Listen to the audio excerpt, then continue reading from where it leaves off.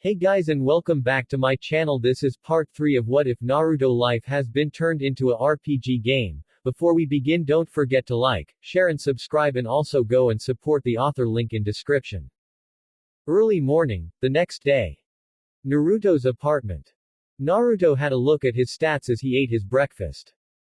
Name: Uzumaki Naruto. Class: The Gamer. Level: 7. Next level: 19.89%. Title: Academy Student plus 25% XP to LV10.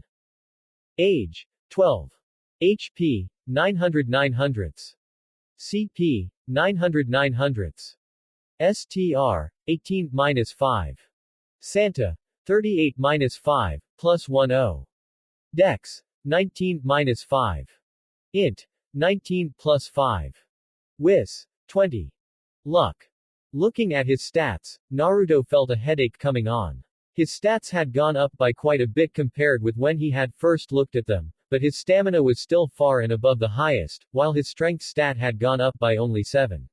Hadn't he meant to do something about that? Wait a minute, gah. I knew I was forgetting something.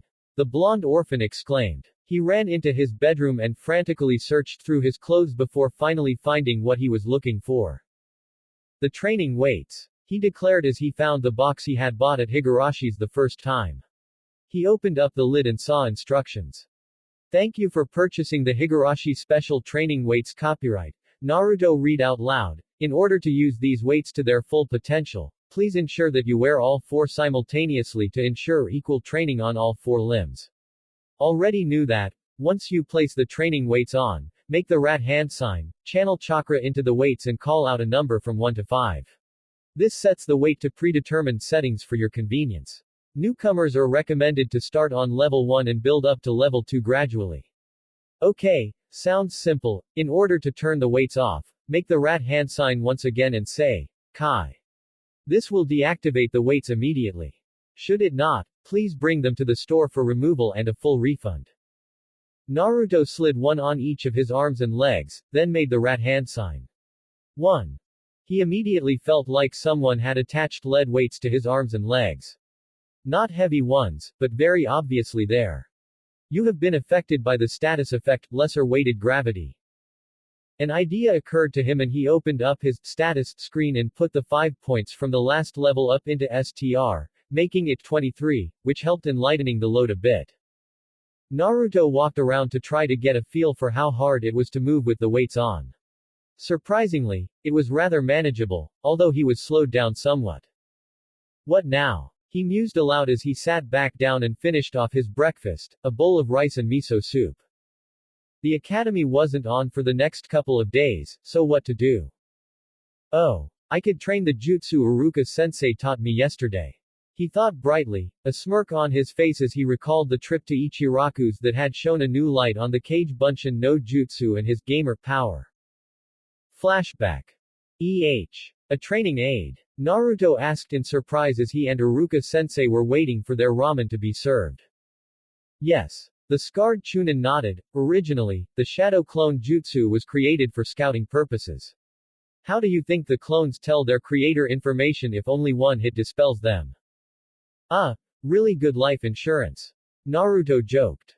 Nice one, but no.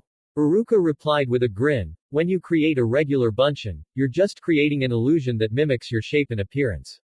When you create an elemental Bunshin, like your Iwa Bunshin, you're basically forcing chakra into a physical object and shaping it, again, to become a facsimile of you. Shadow clones are entirely made of chakra, to the point that they copy your chakra network and brain as well. In addition, there is a link between the clones and the creator, so when a Kage Bunshin dies, the creator receives a portion of the chakra used to create the back, as well as an entire copy of the clone's memories from the moment it was created to the moment it was destroyed. Naruto gaped at Iruka for a moment. None of that was on the information his gamer power had provided for him. Activating auto update system. Working. Done.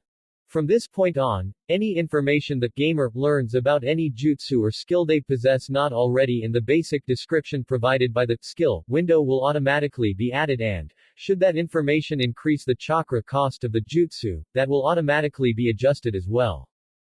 That sound pretty awesome, Iruka-sensei. Naruto said, inwardly gaping at the recent update to his ability. This would rock. It is rather. Iruka agreed, but it is also dangerous. The information overload of as many clones as you made just now could overload your brain, knock you out and possibly cause brain damage if you receive them all at once. Try to only dispel 3 at a time if you can help it, okay? Sure thing. Naruto nodded. Oh boy, here comes my ramen. Flashback end. Naruto opened up his skill window and then the window for the Kage Bunshin no Jutsu. Kage Bunshin no Jutsu, instant, LV1, 000. The Nadaime Hokage's Shadow Clone Jutsu is one of his most widely known jutsu and was originally created for scouting dangerous locations. All clones possess the same physical capabilities as the original, are equipped as the original and can also use any jutsu known to the original. All memories of the clones are transferred to the user upon their destruction, as well as a tithe of the chakra used to create them.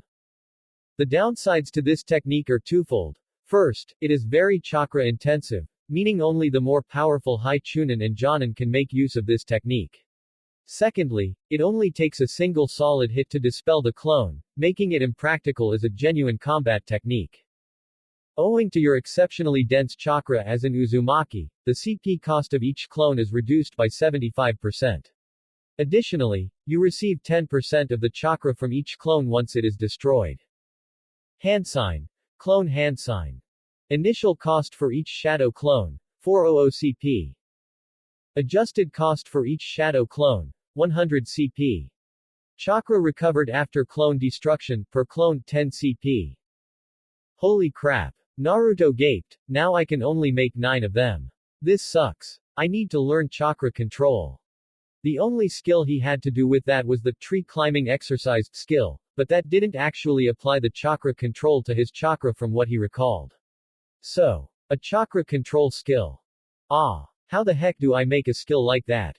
Naruto shouted, tugging at his hair with both hands, forget it. I'll practice with my Kodachi and Tanto. Thank Kami Tenten sold me these things. Heading to the dojo room, Naruto grabbed his practice weapons and examined them with, observe.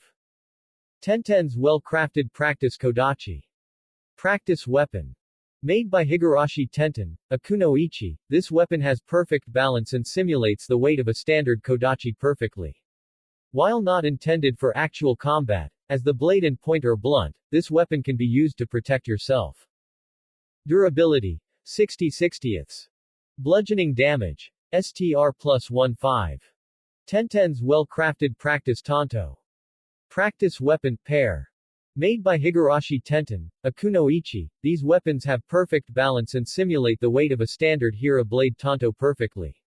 While not intended for actual combat, as the edges and points are blunt, these weapons can be used to protect yourself. Durability. 45/45ths. Bludgeoning damage. STR plus 5. Man, Tenten has awesome skills to make these. He muttered incredulously. Deciding that as he would be getting his Tanto first, he would train with the 2 practice Tanto first as well. Putting the Kodachi to one side, Naruto held the practice Tanto in his hands as if to test their weight. Not as heavy as I'd been expecting. He muttered. Now then, how does someone fight with 2 blades? He tried out a variety of arm positions, but none felt right. In the end, he held both in a reversed grip and it finally felt something like correct. Creating some Iwa Bunshin, Naruto sparred against them, finding that he was learning how to be comfortable with their weight in his hands as well as how best to swing and stab with the Tanto. Eventually, as a result of repeated actions, the skill, self-taught Nito Ryu Tanto Kenjutsu, has been created. Self-taught Nito Ryu Tanto Kenjutsu, Level 1, 000, active and passive. Nito Ryu is the art of using a sword in both hands in order to fight.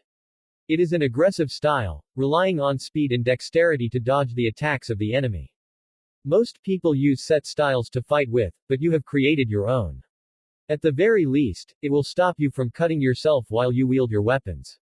In addition, Tanto are designed to be used in very close proximity with the enemy, requiring highly advanced dodging and evasion skills to remain unharmed. Passively increases STR by 1%. Passively increases Dex by 2%. Actively increases damage with Tanto-type weapons by 3%. Nice. Naruto grinned. Oh. Feel the burn. STR has gone up by 1. That was quick. Man, these things are effective. Naruto grinned again. Dunno why more people don't use these. UUUUUTTTTHHHH. Naruto cocked his head to one side as he could have sworn that he heard someone shouting even more obnoxiously than he ever had. Shrugging, he returned to his training, this time taking up the Kodachi. Shorter than a katana, but longer than a wakizashi, Kodachi were seen as difficult to use, Naruto knew, thanks to Iruka-sensei's lecture the previous day regarding his chosen weapons. Kodachi were viewed with slight scorn and were seen entirely as a defensive weapon, earning it the name of the shield sword to those who practiced swordplay.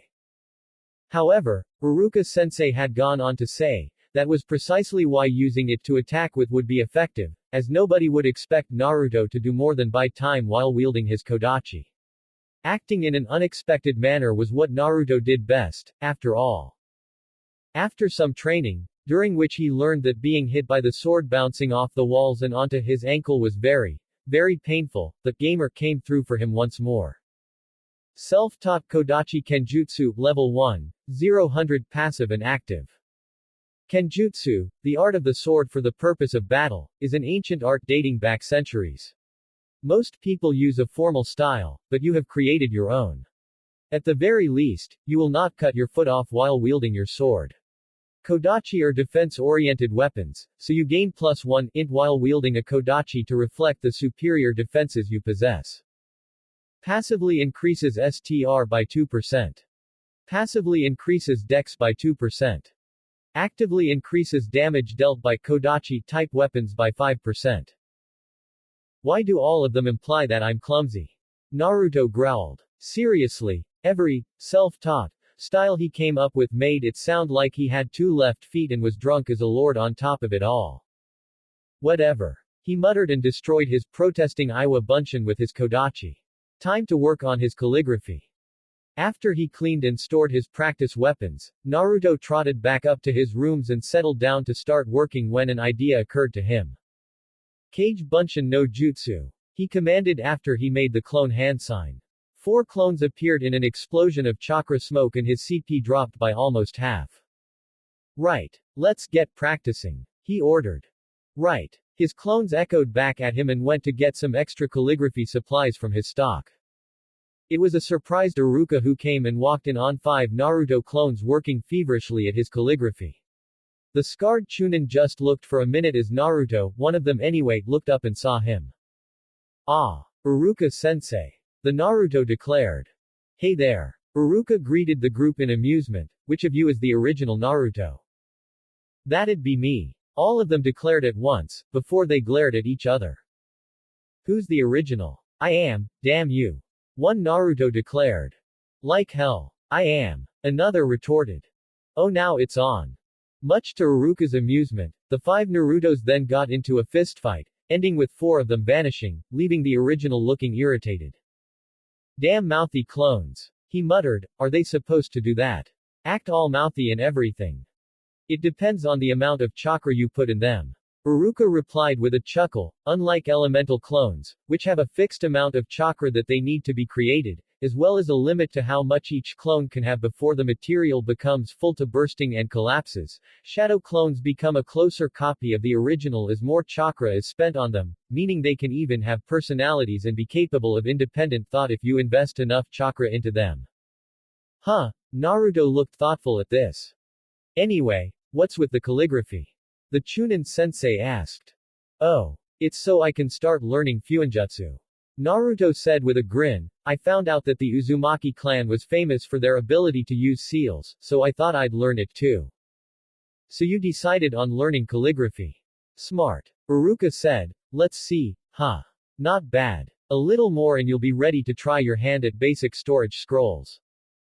Yada. Naruto cheered, before remembering something. Oh yeah, did you need?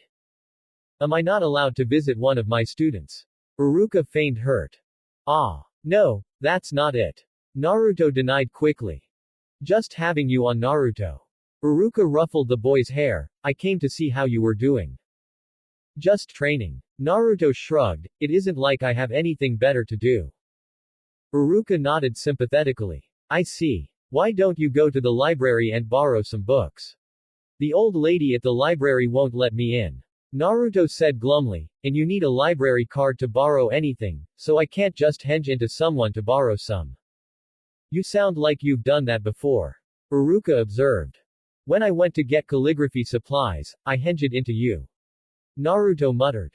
That's odd. Uruka frowned. That did explain why the owner of the shop was surprised by him buying more, but, there should be anti-genjutsu seals at the entrance to each store.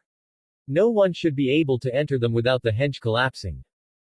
Naruto blinked at this. That meant, oh. His henge wasn't just an illusion, it was solid. He'd forgotten about that. Maybe the seals need checked. He said with a shrug. Maybe. Uruka wasn't convinced, but he let it go. If Naruto had to use the transformation jutsu just to buy basic supplies, then there was no point scolding him for it. Perhaps a word with the Hokage was in order though. Naruto had obviously gotten so used to this kind of treatment that it was no longer something he noticed anymore. I'll have a word with Hokage-sama about the librarian. He said instead, that attitude isn't one that someone in charge of the civilian side of the library should have. The Konohagakure library was divided into two levels. One had the civilian library, with basic reading from fiction to non-fiction, as well as many copies of the Academy 3 Jutsu for those who wished to study them. The other was the shinobi section, which held copies of non-clan ninjutsu, taijutsu, kenjutsu and genjutsu. A lot of them came from the archives of the Uchiha clan after they were massacred, from various enemy shinobi they had used their Sharingan on. The only way into the library was from a staircase guarded by two chunin and it led down under the civilian library. Naruto would be graduating in a few months' time and having access to the library was vital for both before and after the graduation. Okay. Naruto nodded. In the meantime, why don't you go and investigate the next area of training Field 13? The scarred chunin suggested. I get the feeling that the chakra mutations are stronger there, so I'm planning on waiting until I get my tanto before trying there. Naruto replied seriously.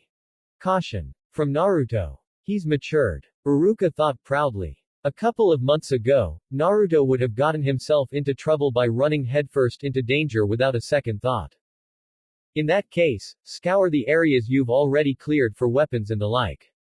He suggested, you found Toradora in one of the areas by happenstance, right? Now that you've eliminated the mutants in the first two areas, you can search to your heart's content for any kunai, shuriken and the like that might be there. I doubt you'll be lucky enough to find another regular weapon, but you never know. Awesome. I never thought about it like that. Naruto exclaimed, thanks Uruka-sensei. No problem Naruto. Uruka replied, no problem at all. Later. Sub-Area 1, Training Field 13. Naruto was quite pleased with himself. Thanks to his use of shadow clones, he had reached level 7 in calligraphy already, in addition to creating self-taught Nito Ryu Tanto Kenjutsu and self-taught Kodachi Kenjutsu. His Kage Bunshin no Jutsu had even leveled up once he beat the crap out of the 4 clones and dispelled them. If Naruto was any judge, with shadow clones, the longer they existed, the more experience he gained in the skill. He had no idea exactly how much express was made per minute or hour, but it had been enough to get his level 1 skill up to level 2. Maybe the 20-odd clones that he made yesterday had something to do with it. So creating and maintaining the clone dispersing and the chakra and memory return function all had something to do with how much experience Kage Bunshin no Jutsu received. Sounds like a theory. Still, what the heck? He muttered as he looked around the sub-area. It looked exactly the same as before, except, less intimidating. There wasn't that odd sensation that made the hair on the back of his neck stand up. Observe has leveled up. Ignoring that his Observe skill had leveled up to level 9, Naruto made several Iwa Bunshin and equipped them with Gansetsuken. Okay you guys. He called out to them, spread out and find any weapons, chests or whatever looks like it doesn't belong here. Shout out if you find something. Got it, boss. The clones chorused back at him. At least Iwa Bunshin don't talk back if you give them orders. Naruto thought in relief. For the next few minutes, all was well. Occasionally, a clone discovered a shuriken or a kunai and they were placed in Naruto's inventory. Then. Warning. Random encounter initiated. What the? Whoa. Naruto exclaimed as the scenery around him blurred and he was in the middle of the sub-area, where he had fought the berserk fox squirrel. He was accompanied by his confused and bewildered Iwa Bunshin in short order. In areas not full of chakra mutations, the random encounter system is active. This can go off at any time and will drag you and any members of your party, including clones, into the random encounter zone, which you may only leave if you either defeat the enemy or use the escape skill. Have fun. I'll show you. Have fun, you. Naruto muttered, but got distracted by a puppet appearing in front. It was about his height and had no face. It didn't look like a marionette or a bunraku puppet. What the heck was it? Possessed Mokujin. Level 8. A tree that has been possessed by a lingering evil chakra, it has transformed into a Mokujin and will relentlessly attack any who go near it. Probably the residual chakra of the Kyubi no Kitsune from the field boss. Naruto though darkly. Leaving the chakra out here was a bad idea. He should have done something before, and now there was a possessed tree on his case. Time to fell this tree. He declared, attack. With a roar, his Iwa Bunshin squad charged the possessed Mokujin, which chattered a series of wooden clicks before counter-charging, very slowly. Naruto stayed at the back and lent support to his Iwa Bunshin with his Hiko Yoshin Shurikenjutsu, and occasionally his Futon, Kaden Shuriken no Jutsu, as well. The Mokujin was slow, but had a ridiculously high defense. The Gansetsuken couldn't cut it and the punches were about as effective as bad language against it. Ditto for the kunai and shuriken. Use Doden, Dongan no Jutsu, on it. Naruto ordered. That was the heaviest hitting jutsu in his repertoire and this thing was slow enough that it had a good chance of being crushed by the rock missile. Two Iwa Bunshin fell back and made the two-hand signs that were for the earth jutsu before slamming their hands on the ground before them and calling out, Doden, Dongan no Jutsu. Two large menhir erupted from the ground and sailed through the air to smash into the Mokujin with the sound of splitting and splintering wood. The two Iwa Bunshin crumbled into dust as they had used the last of their chakra. Possessed Mokujin defeated. You gain 125 express. Phew, Naruto had to wipe his brow at the defeat of the Mokujin. He wandered up as the body crumbled away, revealing a Bakuto. Naruto had to blurt out. It was indeed a wooden sword, designed for training with swords. He observed it. High-quality Bakken. Training weapon. A wooden sword, carved from wood to train in swordplay. Sturdy as it is not really meant for combat situations outside of Randori, but in an emergency situation, it can be turned to a weapon of last resort for self-defense. Bludgeoning damage. S+10. Huh, not bad. Naruto commented as he deposited it in his inventory.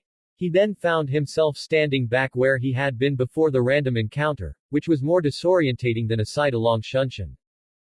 In the next half hour, he got dragged into 3 more fights with possessed Mokujin, and came away with another, high-quality Bakken, a wooden charm, that added 1 to his stamina, not that he needed it, and a pair of wooden gourds. The last one was confusing, until he realized that if he could find a cork stopped, he had a pair of homemade water bottles, which would save him a bit of money. Now, where to find corks? The constant use of the Doden, Dongan no Jutsu, had leveled it up to level 3, just as the constant use of Doden ninjutsu had leveled up his secondary earth affinity, and Doden, Iwa Bunshin no Jutsu, as well. The haul from the weapons search had yielded 10 kunai, 9 of which were good enough to be added to his stores, 12 shuriken, all of which were in good condition, and 1 chest. Upon opening the chest, Naruto discovered a scroll for a Fuinjutsu. Fuinjutsu. Kiji Boe, he read off of the window that appeared, sealing jutsu, cloth defense. What the heck? Meh. I can't use it yet, so into my inventory it goes. As he did so, he was dragged into yet another random encounter. What now? Naruto exclaimed as he and his replenished Iwa Bunshin, replacing them was a pain, faced against what had to be a supersized Mokujin. It was twice the height and breadth of Choji's dad. Possessed Elder Mokujin.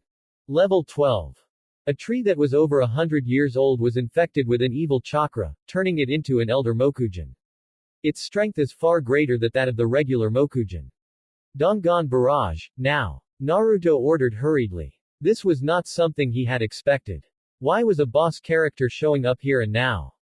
All 8 of his Iwa Bunshin sent out a broadside of Dongan at the elder Mokujin, but it just walked forwards, smashing them out of the air like they were pebbles.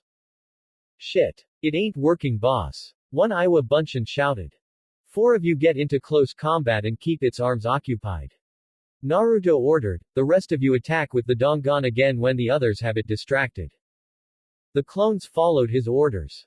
4 of them created Gansetsuken and raced to distract the Mokujin up close and personal, while Naruto and the other 4 made ready to attack with the rock bullet jutsu.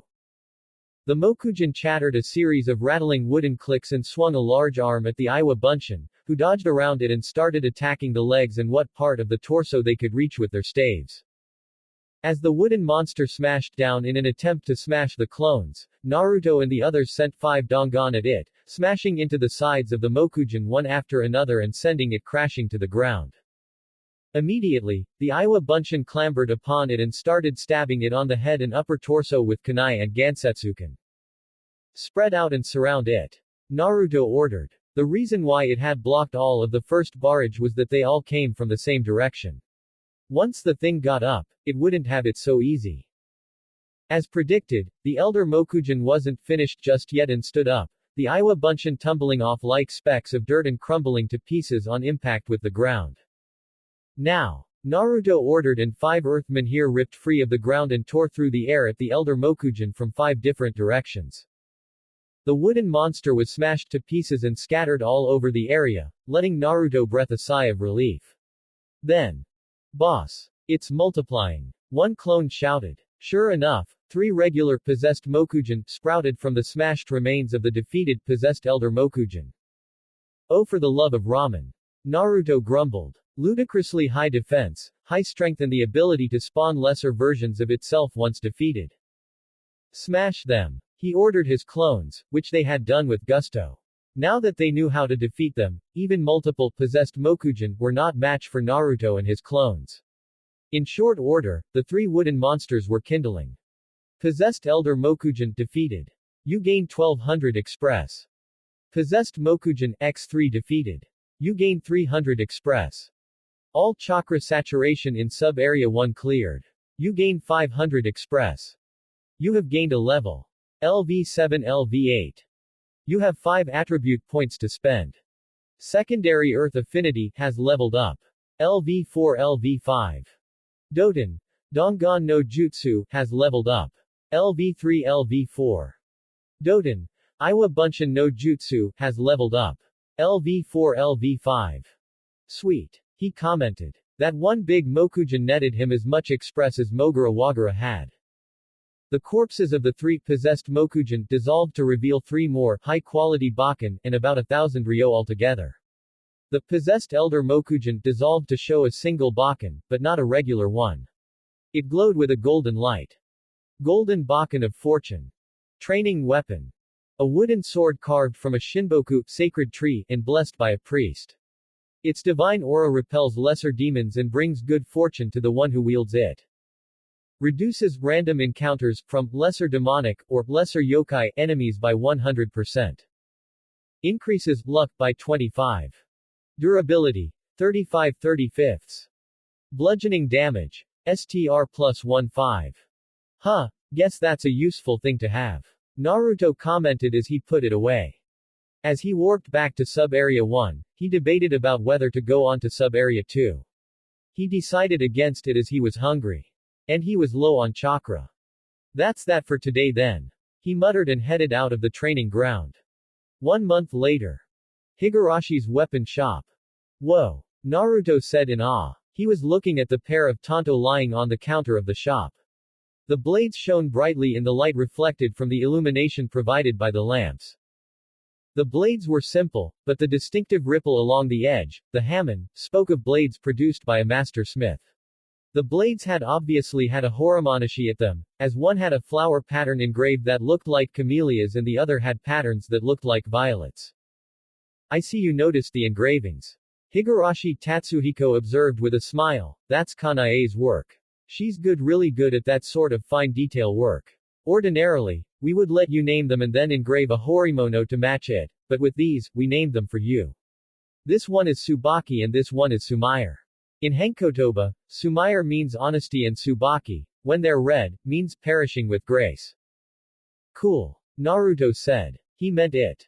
The hilts of the blades were wrapped in colored tsukamaki bearing their respective colors, while the small tsuba had more fine engraving work on them. Now Naruto-kun, are you sure that you want to give us most of the remaining chakra? He asked with a look of concern. Before Naruto could answer, a box popped up. Karmic choice. This question will determine the end result of your relationship with the Higurashi family. Choose carefully, because words once spoken cannot be taken back. Choice 1, righteous, sure. It's yours. Immediate advancement to honored reputation with Higurashi weapons and apparels Higurashi Kanae, and Higurashi Tatsuhiko. Advancement to well-liked reputation with Higurashi Tenten. Choice 2, pragmatic, on second thought, no. I might need it. -50 relationship with all Higurashi family members, receive all remaining chakra metal. The choice, for Naruto, was obvious. Sure thing. Naruto said with a nod, you might need it for something for the village. Righteous, choice made. +10 to righteous, alignment. Title. Righteous Acolyte, obtained. Guide, updated. Titles, and alignment, added. Received Tanto, Sumaire. Received Tanto, Tsubaki. That's very good of you Naruto-kun. Tatsuhiko boomed with a smile, I can't thank you enough. Take these as a token of gratitude. Reaching under the counter, the blacksmith pulled out a set of black fingerless gloves with metal over the back of the hand. The emblem of the hidden leaf was engraved on the metal and it shone as if it had just been freshly polished. Which was actually very likely. Wow, thanks. The blonde boy said in awe. Ha ha. No problem. The man grinned. Now, in addition to the blades, I can give you a set of sheets for them. How do you want to carry them? At the small of my back. Naruto replied, miming drawing the blades from that location. I see. Tatsuhiko nodded seriously, I think I have what you're looking for over here. He walked over, grabbed a set of sheets for a nearby rack, and brought them back to show the boy. They were plain black and had built-in sharpening stones. What was special about them was that they were designed to be able to be crossed over one another and secured tightly. These will serve you well. Tatsuhiko said as he carefully sheathed each blade into each sheath. I'll give you a care package as well. Whetstones, cloths and a manual on how to sharpen your blades. Saying so, he placed all of the above-mentioned items, plus the tanto, into a storage scroll and handed it to Naruto. Remember, you aren't allowed to carry weapons openly until you become a genin. The man cautioned Naruto sternly. Hi. Naruto accepted the scroll carefully and put it into his pocket. Wanted to ask you something about your kodachi. Tatsuhiko said gruffly, now, I can do a standard design, or I can alter it somewhat. Alter it how? Naruto asked. For example, adding an edge on the flat of the blade, about 5 inches long near the tip. The blacksmith replied, drawing a display kodachi and gesturing at where he meant, not many blades are double-edged, especially not kodachi, so it'll be a nasty surprise for anyone you cross blades with. I could also make the hilt extra long and add a kaken into it for emergencies. Hidden arrays to store weapons, there's a lot of things I could do if you want me to. As for payment, the chakra metal you've given my family means that the sky's the limit. The blonde boy was stumped as he thought about it. He really had no idea about what he wanted for his blade. Being given basically a free hand to customize it with no limit on his finances was such a novelty that he had not expected it. Can I leave it up to you to decide? Naruto asked. I really have no idea what to choose.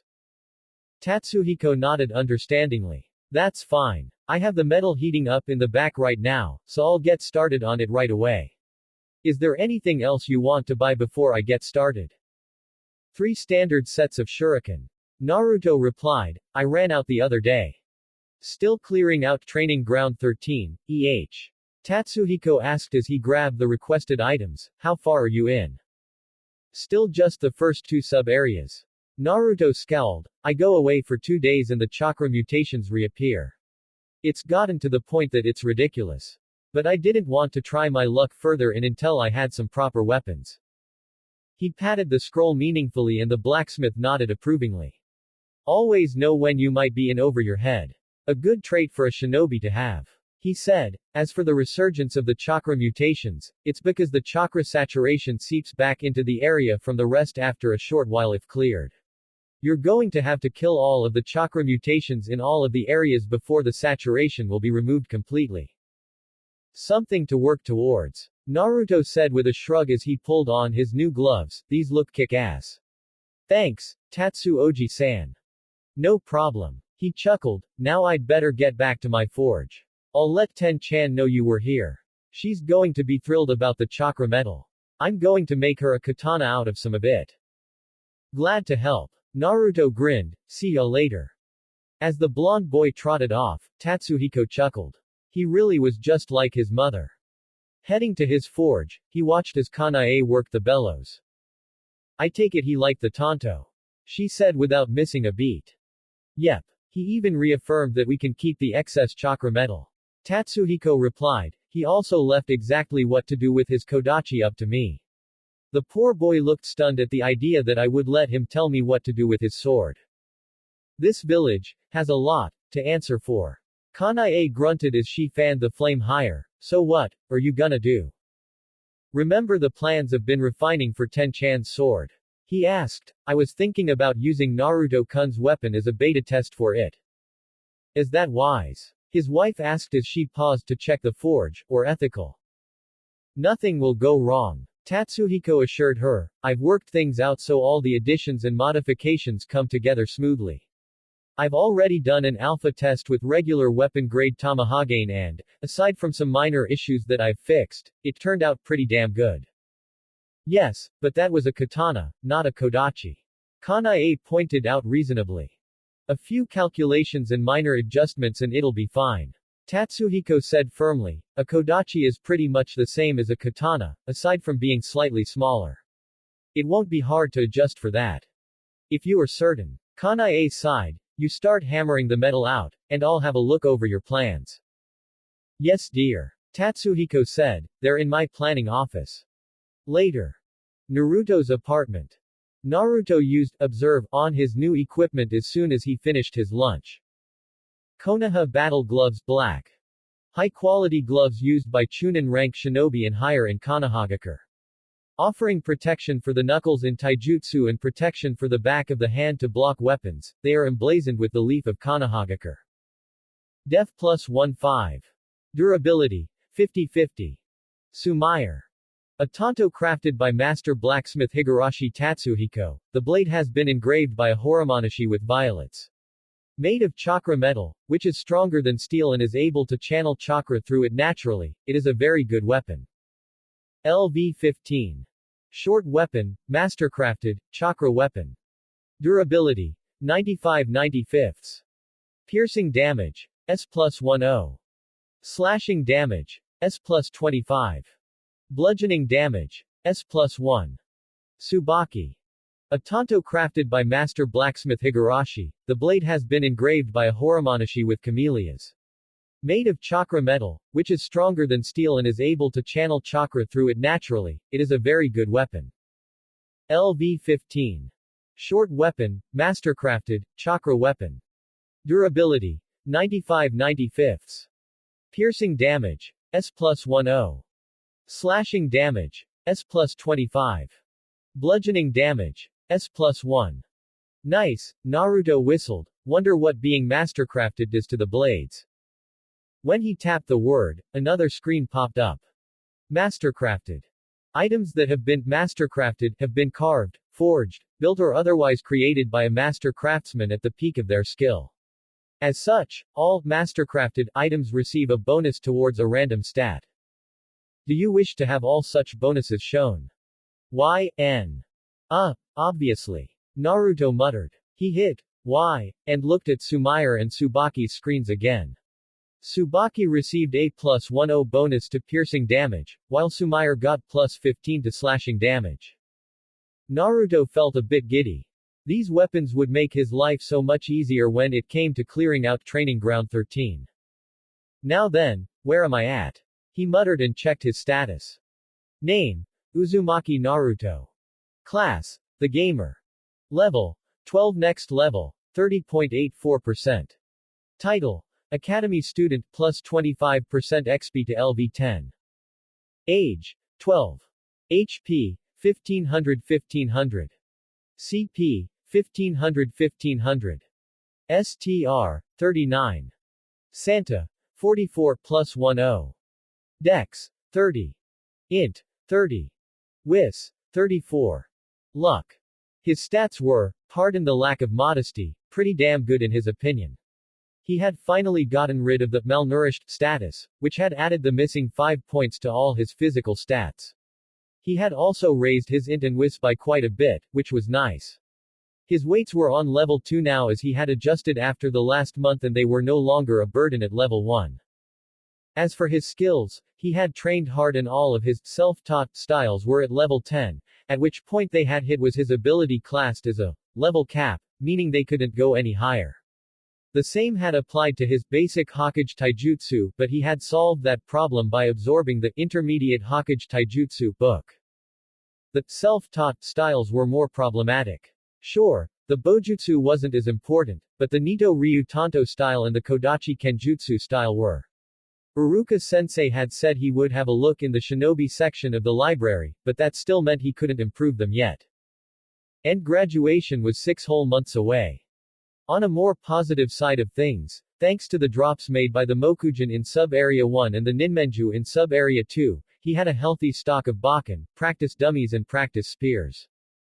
A big downer was that, once he had passed level 10, he no longer received the 25% extra express that his Academy Student title had granted him, which made leveling up somewhat tedious. Come to think of it, didn't I get a new title earlier on? Naruto thought with a frown. He opened the titles section and winced, as it was row upon row of question marks. Scrolling down, the boy spotted 2 titles that he had access to.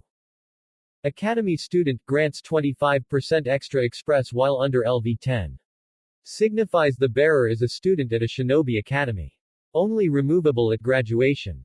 Righteous Acolyte increases ninjutsu power by 1% while possessing more than 0, but less than 100, righteous alignment. Signifies that the bearer has taken the first step down a righteous path. This sucks ass, Naruto pouted. He then decided to find out what this alignment business was all about by checking the guide. Alignment and you. Alignment is your moral and ethical perspective.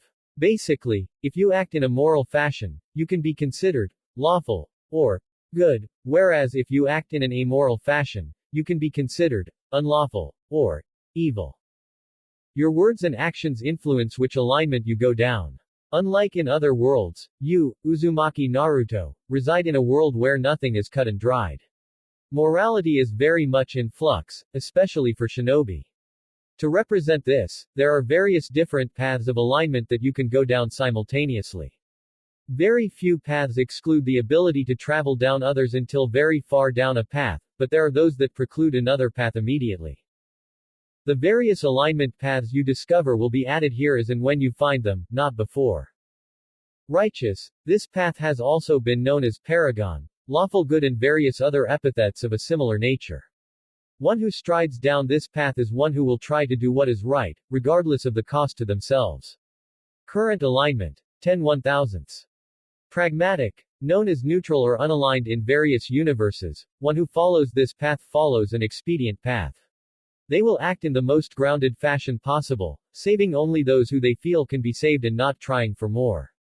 Current alignment. 0/1000ths. Huh, Naruto said with a shrug. He personally didn't think he suited either of those stances completely. He also felt mildly offended that his ability was trying to compartmentalize him. Moving on, new skill. Naruto grinned as he closed the window and grabbed the book regarding weapons care and maintenance. You have acquired the to the point and along the edged skill book. Do you wish to learn this? YN. Hell yes. Naruto grinned as he hit the appropriate button and watched the book dissolve into blue light and enter him. Edged Weapon Maintenance, LV1, 0-100.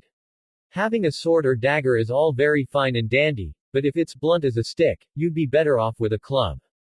This skill allows you to oil, sharpen and otherwise maintain any edged weapon, from a Kaken to the head of a spear. It also grants a buff to any weapon you treat with this skill. Sharpens a weapon for 2 days. Grants +5 to piercing and slashing attacks for the duration of the sharpening.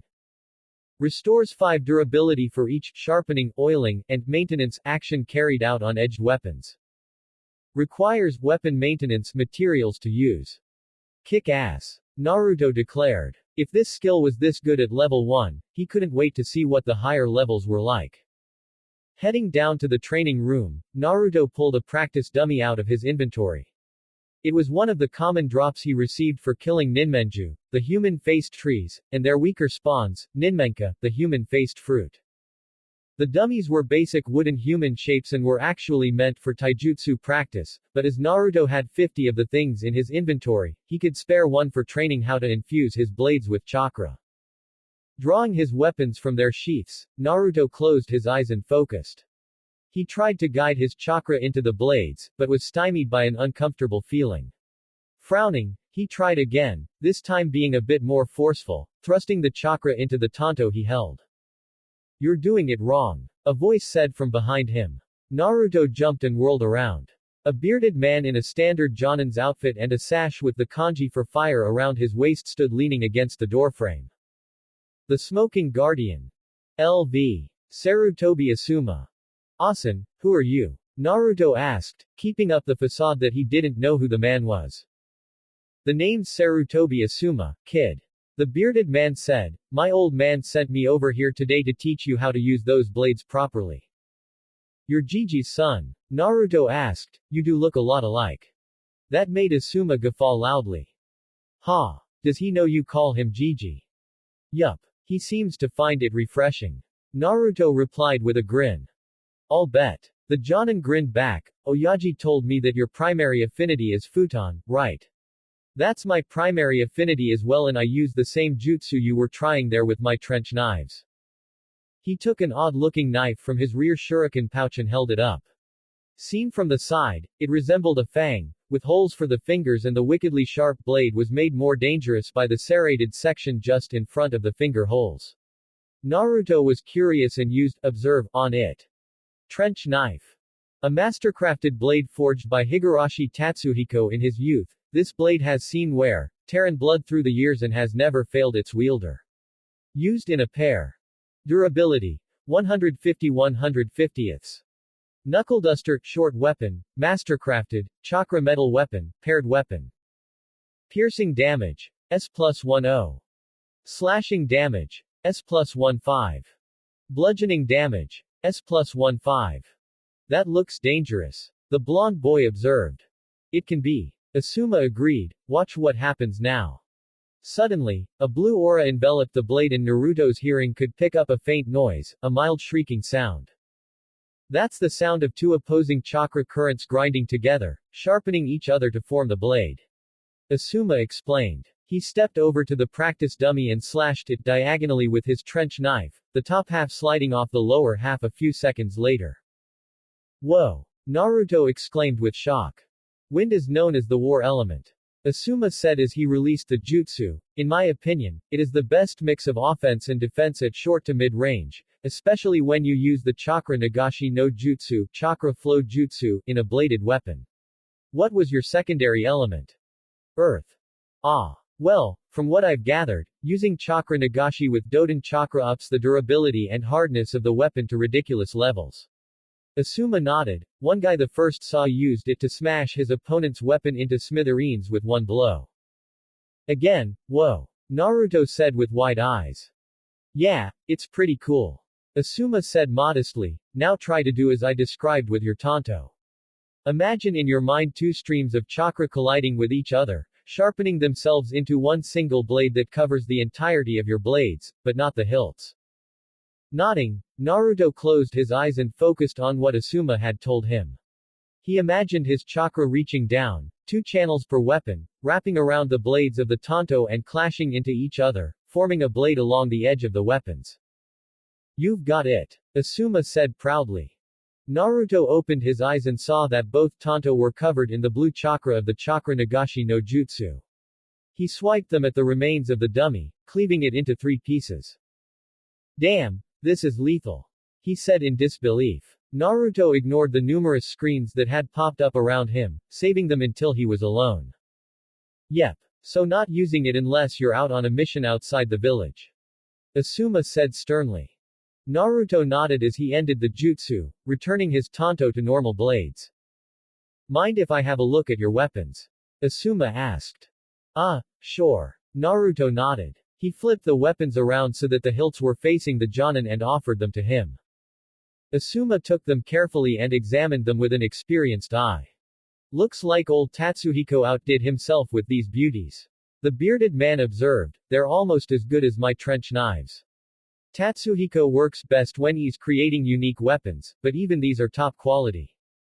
Carefully, he slid the blades back into their sheaths and handed them back to Naruto. Thanks, Naruto said, why'd you teach me? Active duty shinobi aren't allowed to teach academy students.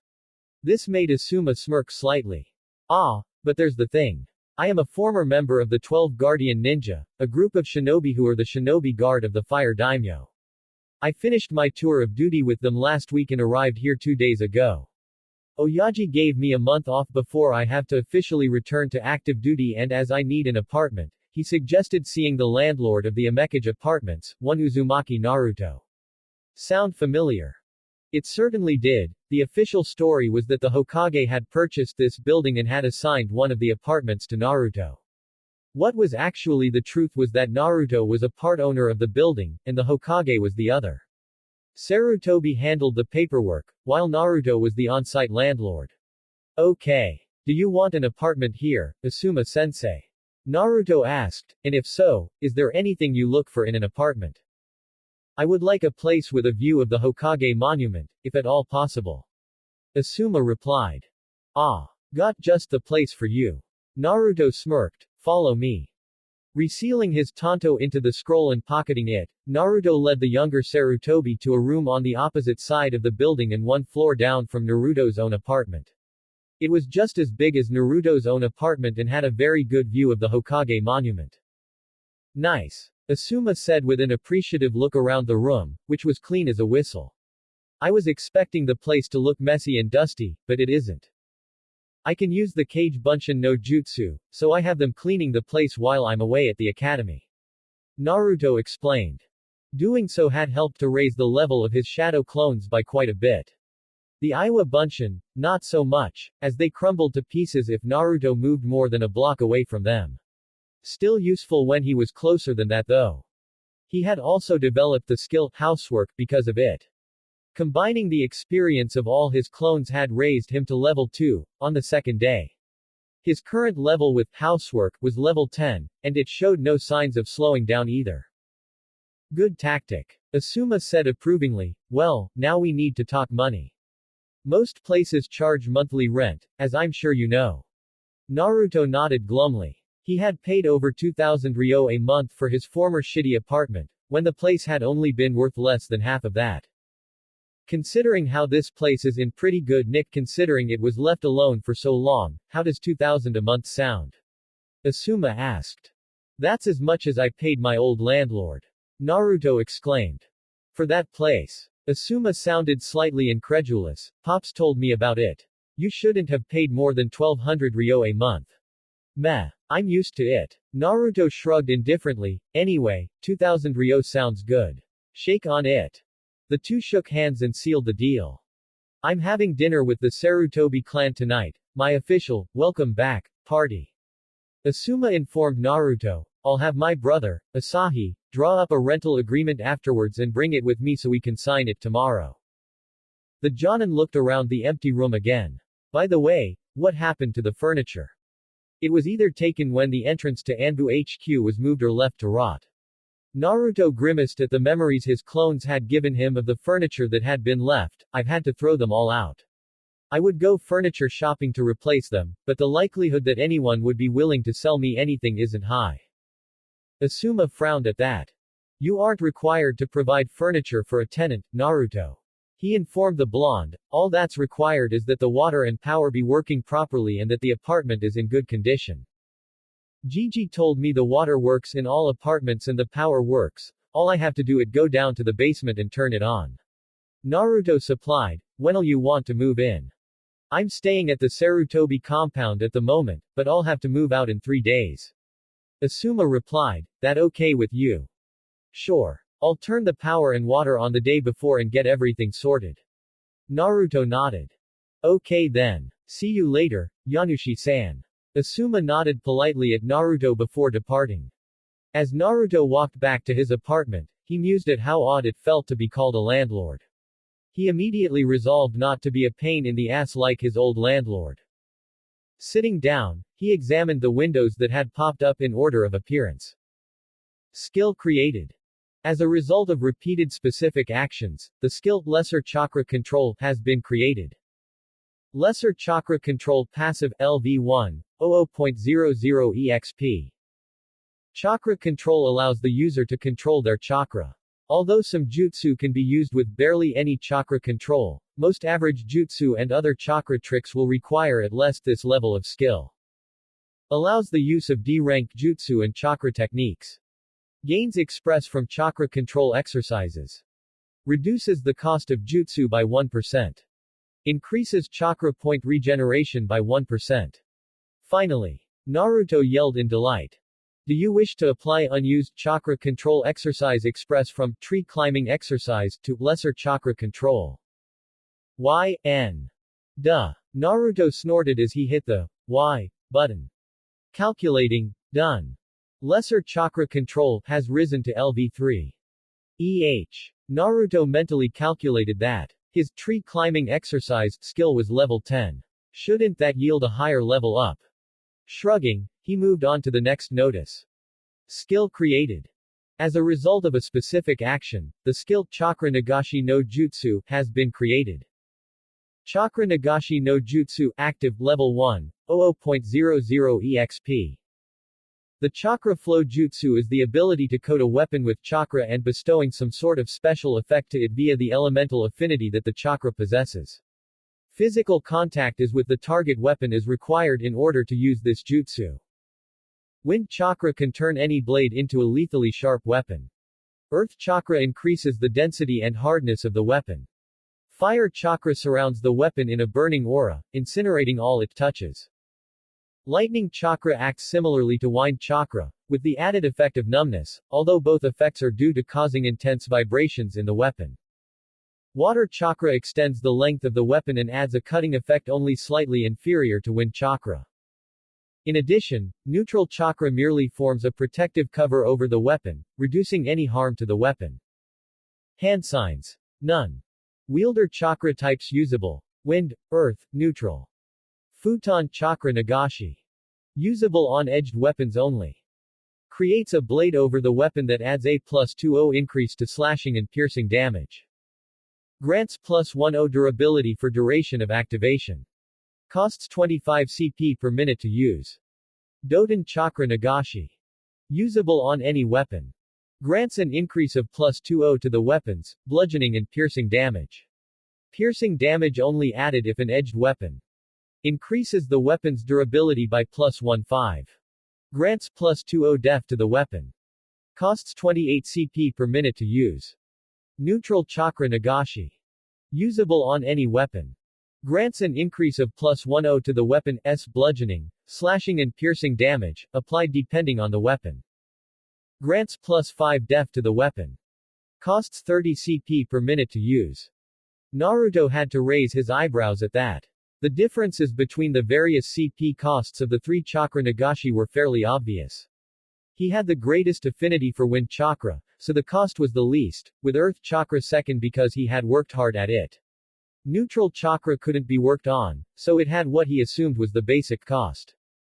Still, the effects of all three were useful. He would have to think about something to use for the Doten chakra Nagashi. A collapsible baton made of chakra metal, maybe. Shaking his head, he looked at the other windows.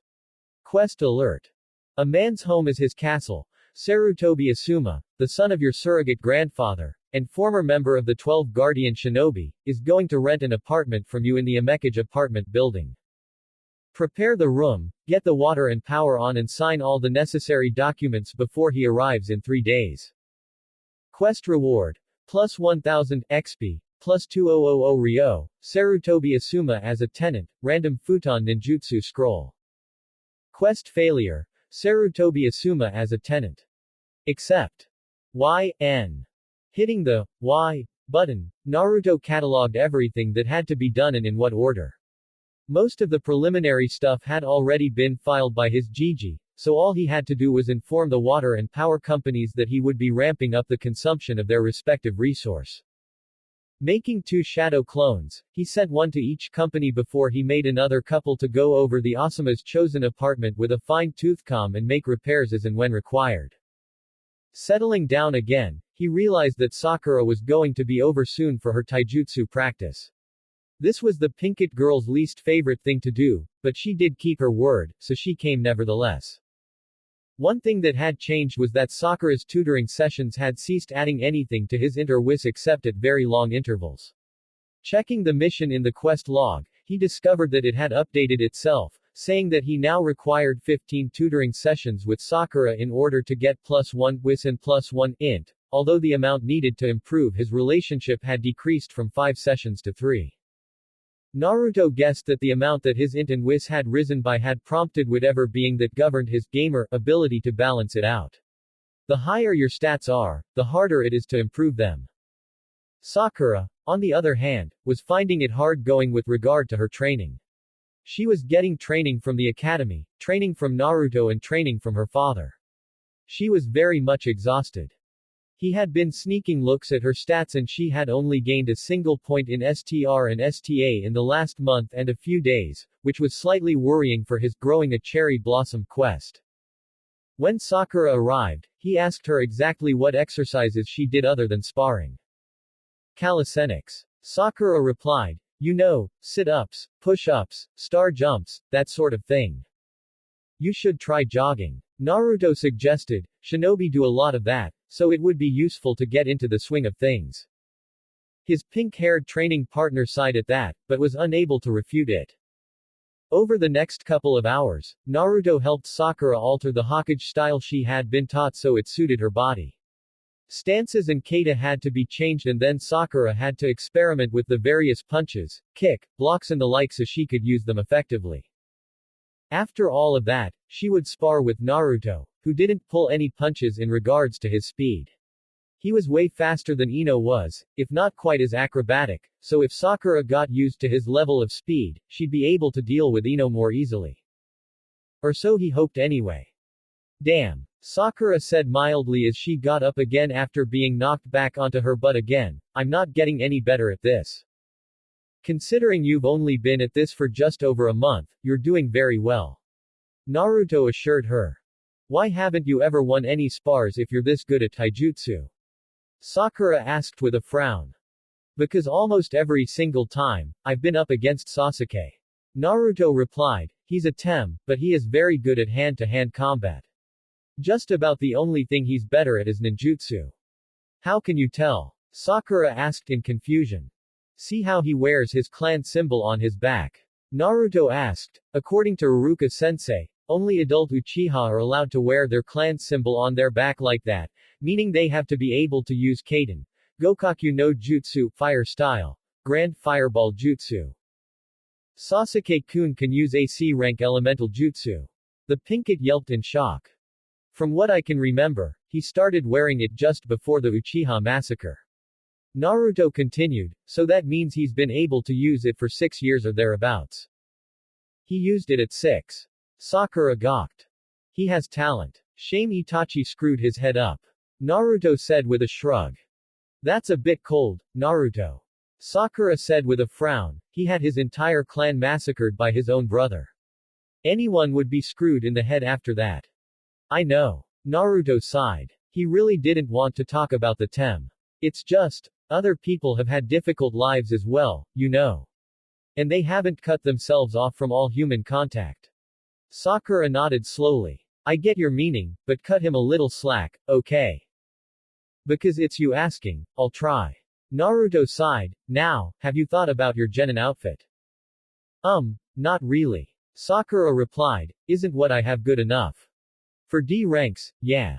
Naruto said, but for C ranks, where you'll be facing enemy combatants, albeit just bandits. Not so much. No armor, no weapons other than kunai and shuriken, yeah, let's just say not good and leave it like that. Sakura winced. I'll talk to my dad about it. Cool. Oh. I have to give you something. Naruto said, wait here.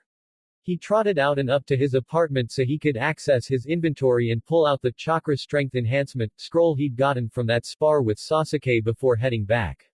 He'd tried to learn it before, but it required average chakra control level 20, so he was out of luck. Sakura though. Here you go. He said as he entered the dojo, a reward for your hard work. This is a jutsu scroll. Sakura asked as she gingerly accepted it. Yup. For Ninpo, Chakra Kyoto Kyoka no Jutsu, Ninja Art, Chakra Strength Enhancement Jutsu. Naruto replied, my chakra control's too shaky to use it, but you. I think it'll work out. Sakura was speed reading the scroll. This is what incredible. She exclaimed, where'd you get it from? I found it, in a training field I'm working at. Naruto replied, mixing truth and lies, it's been abandoned for a while and Hokage Gigi told me anything I found that didn't have someone's name burned or signed onto it was mine to keep. Wow. Well, thank you, Naruto. Sakura said, still reading the scroll avidly, this is, wow. It isn't Tsunade of the Sanin's chakra enhanced strength, but it is a step up from regular muscle power, that's for sure. Naruto nodded. The Chakra Kyoto Kyoka no Jutsu was a heavily watered-down version of the Shadaime Hokage's Kongoriki no Jutsu, adamantine power jutsu, one that every shinobi with sufficient chakra control could learn, unlike the parent jutsu. When he discovered that he couldn't learn the jutsu, he had read it physically. Don't use it instead of your muscles in training. He cautioned her. Hi, Sakura said wearily, putting the scroll into her pouch. Are we done for today, Naruto? I'm still tired from earlier. Sure thing, Sakura-chan. Naruto nodded, see you tomorrow. The Pinkett bade him farewell and headed for home. Naruto looked at the scroll over by the remains of the dummy and grinned. Tomorrow, after the academy, he would go and kick ass in Sub-Area 3 of Training Ground 13 and break in his new weapons. He couldn't wait. Elsewhere. In a room barely lit by stuttering candlelight, a masked individual, clothed so that their gender was undeterminable, knelt before a desk covered in papers. Behind that desk sat a man clad in a black and white kimono, with one arm and one eye bound in bandages. Report, Agent number 35. The bandaged man ordered, his voice inflectionless. The Jinchuriki has been progressing well. The kneeling man replied tonelessly, each time he faces Uchiha Sasuke, he draws closer to achieving victory over him. He trains with Haruno Sakura 3 times a week and is otherwise spotted heading towards Training Area 13. The bandaged man gave no indication that he was either pleased or displeased by this information. I see. Have we acquired any leverage on the Anbu who guard the former HQ entrance? Negative. Agent 35 replied, they are part of the current Hokage Guard section of the Anbu and their identities are classified beyond the ability of any of our agents to acquire. This time a distinct look of displeasure flashed across the bandaged man's face. Anything else to report? Sarutobi Asuma has returned from his tour of duty with the 12 Guardian Ninja. The kneeling agent stated, he is currently residing in the Sarutobi compound, but plans to move into the Amekage apartments within the next 3 days. A scowl crossed the bandaged man's face. Curse that old monkey. He hissed. Arrange for an accident to occur to Sarutobi Asuma tomorrow. Nothing fatal, but it has to put him out of commission for at least a week. Prep Squad 1 for an abduction mission in Training Ground 13 in 2 days' time. Hi, Danzo-sama, the agent said before fading out into the encroaching darkness.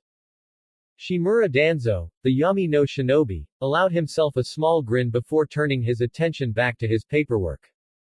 The weapon was as good as his. The next day, early morning. Hidden Root Base. Shimura Danzo walked down the corridor of his base, the cane he held in one hand thumping against the white stone floor as he did so. The crippled old man had calmed down since his outburst the previous day and had since rethought his plan. He would need to delay Sarutobi Osamu's move into the Amekage apartments, so the little, accident, section of his hastily formed plan was unchanged. The part that needed alteration was his ill-conceived attempt to snatch the Jinchuriki from Training Ground 13. Sarutobi was many things: soft on foreigners, soft on the domestic front, sentimental and weak about a great deal of things, but one thing he was not was stupid. Doubtless he had Anbu watching not only the weapon's home, but the weapon himself. If the old monkey caught wind of his Nei operatives lurking around the Jinchuriki that he was coddling, Danzo would be up to his armpits in Anbu before he could say, knife, 3 times fast. So then, the obvious thing to do would be to use missing ninja to test the brat first. That had been his first thought, but he had shot it down. Let foreign scum into Konoha. It was bad enough during the Chunin exams, but honorless scum like missing ninja, inside his home. No. So then, he would manufacture some missing ninja. Fortunately, Nei had a large store of foreign ninja apparel and weaponry that they had acquired in the many years it had been active, both officially and unofficially. Just to be certain, he was having the squad he had chosen modified with the Ninpo, Karata no Chokoku ninja art, body sculpting technique, so their faces, at the very least, would look vastly different. That, combined with the different clothing, weapons and Hitai-8 that he was going to provide them, would mask the origins of his men. The operation had several possible objectives. The first would, obviously, be to kidnap the Jinchuriki and flee from Konoha, depositing the weapon in one of the hidden tunnels outside Konoha that led to the main base of Nei. If that proved impossible, then a true evaluation of the Jinchuriki's fighting abilities would be their goal. In a fight for his life, or so he would believe, the boy would go all out in a panic. That wouldn't prove hard to handle, considering all of the team he was sending to capture the boy were all at least high Chunin level and the boy was, chakra aside, only a high genin at absolute best. A side objective would be forcing the boy's Anbu watchdogs to break cover, which would give his men a chance to discover clues as to their identities and cause a break in the boy's faith in the old monkey at finding out he was constantly under the aegis of the Anbu. Win-win-win, as far as Danzo was concerned. At length, he entered the medical lab where the team was undergoing their body modifications. The 4 ninja were being attended to by several Nei-med nin. None were on the level of Tsunade of the Sanin, but many hands make light work regardless. Operative number 34, report. Danzo commanded. Agents number 543, 647, 753 and 412 will be fully modified by midday, Danzo-sama. The head med nin replied in a monotone. Agents were the low-ranking field ninja of Nei, while operatives were the senior wing. Very similar to the Chunin-Jonin divide. And how long until they are back to full usability? Danzo demanded. It is estimated at being between 6 and 7 hours post-surgery. Number 34 replied. Danzo nodded. Very well. Inform me immediately upon the recovery of these 4. I will give them their instructions personally. Hi, Danzo-sama.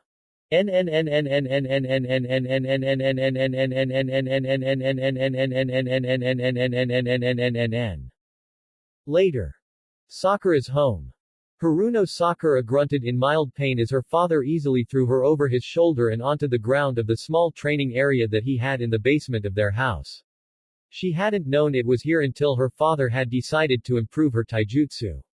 What had made it worse was Naruto was doing exactly the same when she visited him. Her body had never ached more than in the last month or so. Mind in the game, Sakura-chan. Kazashi scolded her. Sorry, Otu-san. She apologized, it's just that between you and Naruto training me 5 days a week, I'm a bit tired. You'll get used to it.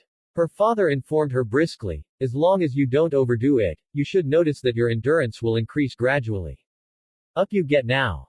Fine. Sakura moaned as she staggered to her feet. By the way, Naruto recommended that I get a better outfit for when I graduate. Sensible. Was all Kazashi would say. Otu-san, what exactly is wrong with my outfit? Sakura gestured at her battle dress. Nothing's wrong, per se. Kazashi corrected, it's merely that it's too bright and not armored. In AC rank mission, you would be all but defenseless and have to rely on the Kawarimi no Jutsu, natural speed and agility and pure luck to avoid enemy attacks. Not to mention it would be hard to blend in with the red color. But these are the colors of the Haruno clan. Sakura protested. You should wear a clan patch on your clothes to declare your clan affiliation, but you should choose a more subdued color scheme for combat missions. Her father advised her, preferably with some armor covering your vital locations, if not your limbs as well. The Pinkett winced at the thought of having her arms or legs targeted by enemy ninja and resolved to get arm guards and leg guards. Your mother said that Naruto-san was wearing new clothes. Kazashi mused, do you happen to know where he got them? He said from a place called Higarashi's. Sakura replied, Choji said it was a high-end place. They make the best damn ninja gear in Konoha is more like it. The pink-haired man snorted, the stuff for Genin is very reasonably priced given how high quality it is. We'll go there a couple of days before your graduation and buy you a combat outfit. You can wear your usual outfit for D ranks. Now, how are you coming along with that jutsu Naruto-san gave you? Sakura beamed. It's such an easy jutsu to use. I don't get why Naruto can't use it himself. Demonstrating, she walked over to a sparring post and smashed her fist into it, leaving a sizable dent that was shockingly out of proportion to what her skinny arms should have been capable of. You do realize that most people wait until they're chunin before they learn that jutsu. Her father deadpanned. Sakura looked shocked. The chakra control requirement to use this technique usually takes quite a lot of time to perfect. He noted blandly, yet to you, it's easy. Little cherry blossom of mine, I think I should invest in a genjutsu scroll of mine for you. Otu-san, please don't call me that if we're in public. His daughter whined. Later. With Naruto. The blonde boy looked at the screen in front of him as he sat down at his table. Level requirements. Some weapons, armor and other items have minimum requirements before you can use them in combat. This might be as simple as a minimum level to reach before they can be used, while others can vary between various stat requirements, completed quests or a certain monster needs to be slain or even a mixture of all of the above. While training with weapons, all requirements are ignored. What a fricking pain. Naruto grumbled. He was only level 12, Tsubaki and Sumire required level 15 in order to wield them. There went his big plan to cut a swath through sub-area 3 of Training Ground 13. There again, it's only 3 levels, so maybe he could power level somehow. Shaking his head, the Uzumaki decided to leave it be for the moment. Everything was prepared for when Asuma moved in. The utility companies had reluctantly acknowledged the soon-to-be increase in power and water his place was about to have, and his clones, after some trial and error, had turned on the electricity and water for Asuma's chosen apartment. Right now, the taps were all on, allowing any buildup of contaminants and rust to be vomited out and removed from the pipes. His clones, thank Kami for shadow clones, had also been busy dusting and cleaning the entire apartment until it looked spotless. If nothing else, it would look good when Asuma arrived. All that was left to clean were the sinks and the bath shower once they stopped vomiting up rust and dirt. Calligraphy practice then. He shrugged and made some more kage bunshin. After getting his calligraphy stuff out, he joined his clones in working at it. What with all of the physical training he'd been doing in the last month, calligraphy had kind of fallen to the wayside, but he was still only a little away from gaining the 10th level in his calligraphy skill, the requisite level needed to learn basic fuinjutsu. After an hour of effort, he dispelled his clones and accumulated all of the experience they had built up. The result was gratifying. Calligraphy has leveled up. LV9 LV10. Finally. Naruto cheered. He hurriedly reached inside his inventory and drew out the scroll he had been carrying around for over a month. You have acquired the basic fuinjutsu scroll. Do you wish to learn it? Y.N. Bet your ass I do. Naruto muttered and stabbed the Y button with one finger. Much to his relief, the scroll dissolves into blue light and is absorbed into him as usual. Basic Fuinjutsu Passive Active LV1 000. Fuinjutsu is the art of writing out formulae aimed towards a specific end. It is said that so long as you have the correct formula and enough chakra to activate it, there is nothing that you cannot do. Be warned however, as one wrong stroke can cause explosions of a life-threatening nature. You are not able to experiment with only basic Fuinjutsu. Members of the Uzumaki clan have a natural flair with an understanding of Fuinjutsu and receive a +5 bonus to all attempts at the art. Basic Fuinjutsu allows you to create basic storage scrolls. At higher levels, you can create storage scrolls that can hold more in them. Then you unlock basic exploding tags. Allows the creation of Type -1 Konohagakure style storage scrolls. Requires 100 CP in order to empower each scroll. 25% chance of failure, includes bonus of Uzumaki bonus.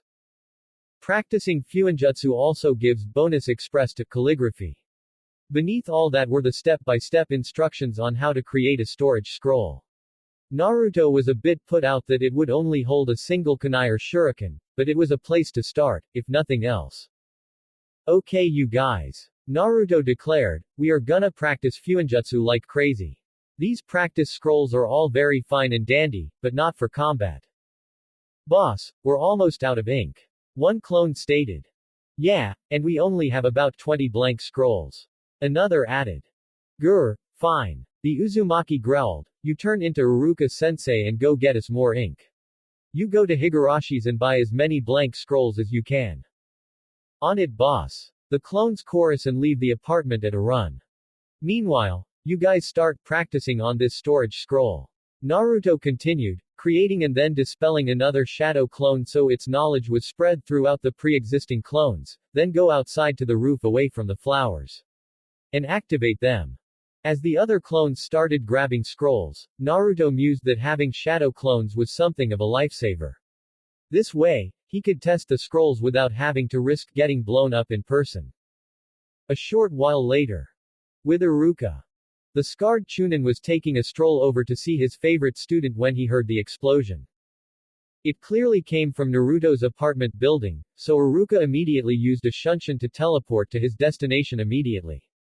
Landing on the roof in a puff of smoke, he was shocked to see the burnt and tattered remains of a scroll lying on the floor. Okay. A familiar voice said, much to the Chunin's relief, that last part on the secondary array was not right. How many of you numbskulls did it the same as him? Only one of you. Good. Let's try that again, shall we? Naruto. Iruka called out cautiously. The blonde hair of his student poked out the door, followed by his blue eyes. Iruka-sensei. How'd you get on my roof? The blonde boy asked in puzzlement. Well, when I heard a loud bang coming from here, I used the Shunshin no Jutsu to come here as fast as I could. Iruka explained, now, judging by the techno-babble you just spouted and the remnants of the scroll out here, you've started working on Fuinjutsu, right? Yeah, just those wimpy Type 1 scrolls. Naruto replied with a small pout, I mean, what's the point of having a sealing array that only seals a single kunai or shuriken? It has to do with standardization. Iruka explained, all ordinary kunai and shuriken have a standard weight and size. This makes them very easy to acquire and use as test items. Besides, never underestimate the usefulness of an extra weapon, no matter how humble, in a pinch. Naruto nodded at that, somewhat appeased by his explanation. Iruka spent the next hour correcting the various mistakes that the clones had made in the various test scrolls that they had made. Some, he informed them, were very basic mistakes made by rookie seal masters. Others were just as a result of bad penmanship, which he was determined to correct. Privately, Iruka was very impressed with the speed with which Naruto had learned and practiced his calligraphy. Only 1 month after he had started, he was at the bare minimum level of penmanship needed to use the most basic of Fuinjutsu. While that would be expected of a high clan such as the Uchiha or Hyuga, for someone deprived of such upbringing to accomplish it almost entirely on his own was quite the feat. Okay, this one looks like it'll work. Iruka said after carefully examining the latest of Naruto's creations. He wasn't an expert in Fuinjutsu by any means, but he was modestly skilled in the art, making explosive tags for the few missions that he took in addition to his teaching job. Certainly, he was skilled enough to spot a major or minor error in a simple storage scroll. Once more, a volunteer shadow clone strode out onto the roof to activate the storage scroll. This time, thank Kami, it didn't blow up. That's the first test passed. Iruka said with an approving nod. What are the other tests? Naruto asked. You have to seal and unseal a kunai a couple of times to see if it works properly. The Chunin explained, then you can say that it works. Nodding, the blonde boy opened his leg holster, pulled out a kunai by the ring and tossed it to his test clone. The clone reluctantly placed the weapon on top of the scroll and pressed one finger to the array. In a puff of chakra smoke, the dagger-like weapon vanished and the kanji for kunai, kuwu, appeared in the center of the scroll. Next, the clone muttered as he pulsed chakra into the array again, unsealing the kunai in another puff of smoke. After repeating the experiment a couple more times for good measure, the frazzled clone dispels and Naruto went over and scooped up the scroll before proffering it to Iruka. Iruka-sensei, you can have this if you want. He mumbled bashfully. Iruka was actually touched by this. It was Naruto's first successful piece of fuinjutsu and he was giving it to his teacher. Thanks you Naruto. He said with a smile as he rolled the small scroll up and pocketed it, I'll make good use of it. If you want me to help you out with any other fuinjutsu, just let me know. Sure. Naruto beamed. Naruto Pav. After talking for a while longer, Iruka took his leave and Naruto dispelled the clones, prompting a rush of memories and a deluge of screens popping up. Geez, you'd think they'd only come one at a time. He grumbled good-naturedly, let's see here. The first couple were notices that his calligraphy skill had gained bonus express from his attempts at fuinjutsu. About 100 point overall, which wasn't anything to sneeze at. Next was the notice regarding the failure of the first storage scroll, which sucked. The second to last set was very interesting. Apparently, similar to when the Chunin Kitamura helped him with his shurikenjutsu, having Iruka do one-on-one tutoring had given him an express bonus on top of the bonus he received for being a member of the Uzumaki clan. He was already close to level 2 in fuinjutsu. The last was very interesting. Hidden quest unlocked. By starting down the path of using fuinjutsu, you have become eligible for the hidden quest, honoring your ancestors. Honoring your ancestors. You come from a distinguished line of fuinjutsu users. Honor their memory by becoming a sealing master adept in 4 years or less. Quest goal. Master Basic Fuinjutsu, Intermediate Fuinjutsu, Advanced Fuinjutsu, Master Grade Fuinjutsu, and their Uzumaki equivalents in the next 4 years. Quest reward. Title, Uzumaki Sealmaster, 100,000 Express, Map of Uzushiogakure. Quest failure. Death. Accept. Y.N. Yet another chance for me to die if I fail. Naruto grumbled as he jabbed the Y button, meh. After that, the blonde boy reheated some katsudon that he'd had for dinner the previous night and used the last of his rice in the rice cooker for lunch. He would have to go shopping again soon, which would mean transforming into someone else so he wasn't gouged. He sighed and looked out his money. He would have to buy a week's worth so that meant, damn. That's a lot of ryo. He could afford it, but it wouldn't be cheap. Even without the shopkeepers gouging him with prices, food prices in Konoha had skyrocketed thanks to Kusagakure engaging in a small war with Takigakure, according to Iruka-sensei. Time to see what Tenten-chan thinks of those bakken I got from training area 13. He muttered as he headed down to the dojo. After carefully counting them out, he had 30 wooden swords, all in perfect condition, not counting that strange golden bakken. Leaving out 6 bakken for himself, Naruto sealed the rest into the one storage scroll that he owned and headed out to Higarashi's in order to see if they would buy the practice weapons from him. After walking through Konoha, and earning yet another level in Detect Bloodthirst, Naruto entered the weapons shop proper, only to be tackle-hugged by an enthusiastic brunette. Naruto. Thank you. Tenten crowed gleefully, now I can get my sword. Ten-chan, let him breathe. Her mother said absently from behind the counter as she sharpened a tachi. Tenten squeaked and let go of Naruto, who was once again blue in the face from the weapons mistress' enthusiastic glomp. You're welcome, Tenten-san.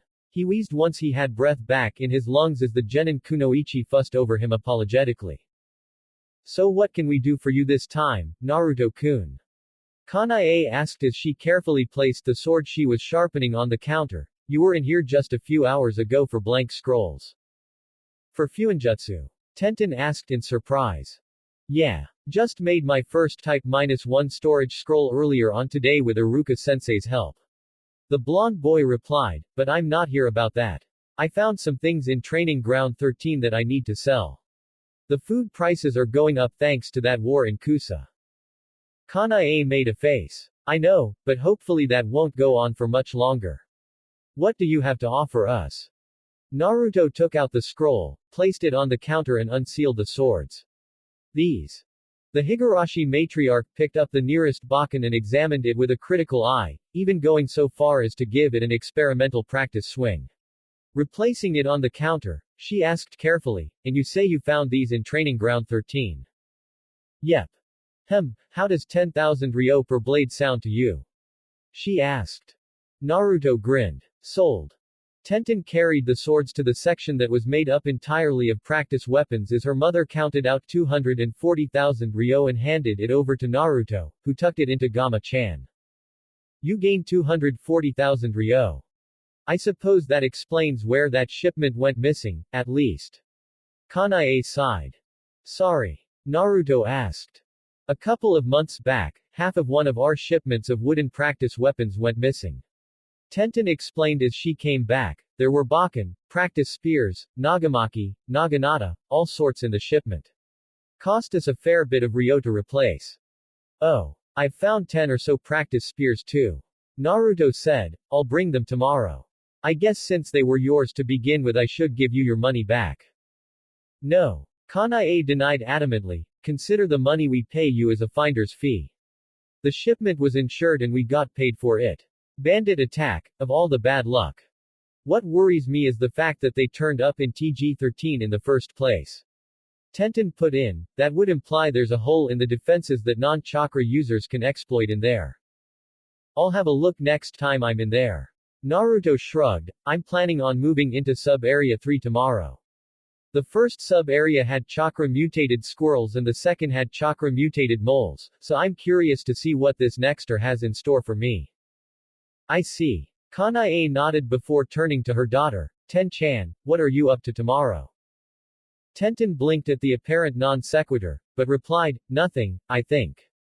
Gai-sensei is off on a solo mission, Neji is off training with his clan and Lee is following some kind of ridiculous training schedule that Gai-sensei left behind for him to follow.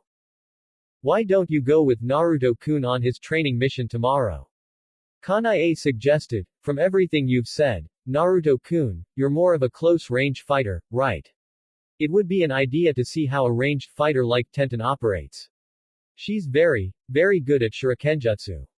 Okawa-san. The brunette flushed in embarrassment at her mother's effusive praise.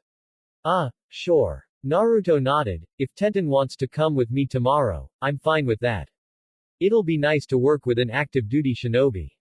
Sure. Tenten nodded shyly. Okay then. Meet at my place at midday then. The Uzumaki said with a grin, looking forward to working with Ya. After a few more moments of conversation, Naruto headed back to his apartment and Tenten busied herself with polishing more of the swords, leaving Kanae to retreat to the back room and inform her husband of the plans for tomorrow. What are you plotting, oh wife of mine? Tatsuhiko suspiciously as he hammered the chakra metal before him into the right shape. This has all the hallmarks of one of your little plots. I'm setting Ten-chan up with Naruto-kun. Kanae stated blandly, if nothing else, they'll become better friends. At best, she might finally get over that Neji boy. Both adult Higurashi scowled at the mention of one Hyuga Neji. Tenten had been crushing on the boy since the third year of the academy and had been teamed up with him as she had been top kunoichi and he had been rookie of the year, with Rock Lee thrown in as the dobi. Neji had been breaking her heart ever since, constantly rebuffing any advances she made and generally treating her like an almost competent lackey, albeit not a very smart one. Let's just say that Tatsuhiko and Kanae were not fond of the boy and leave it at that. Naruto-kun is a nice boy, but he is almost a year younger than Ten-chan. Tatsuhiko protested gruffly. And I'm 5 years younger than you. Kanae reminded him gently, the only other difference between us and them is that Ten-chan is a ninja and Naruto-kun isn't one, yet.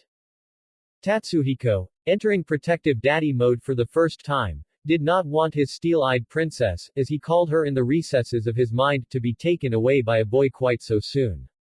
Granted, Naruto was a nice enough boy, who knew fine well how strong Tenten was from the couple of times she had almost choked him to death and seemed to respect her, rather than look down on her like more than a few civilian boys did. But still. His little girl. Kanae sighed at seeing the conflict in his eyes. Anata, she may fall for him, then again she may not. I think that, at the very least, they have the foundations of a solid friendship.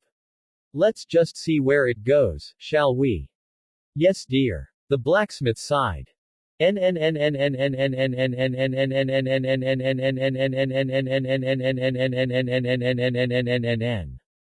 The next day.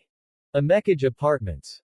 When Tenten knocked on Naruto's door, she was surprised at the sight of his clones at work, churning out numerous storage scrolls. What the heck are those?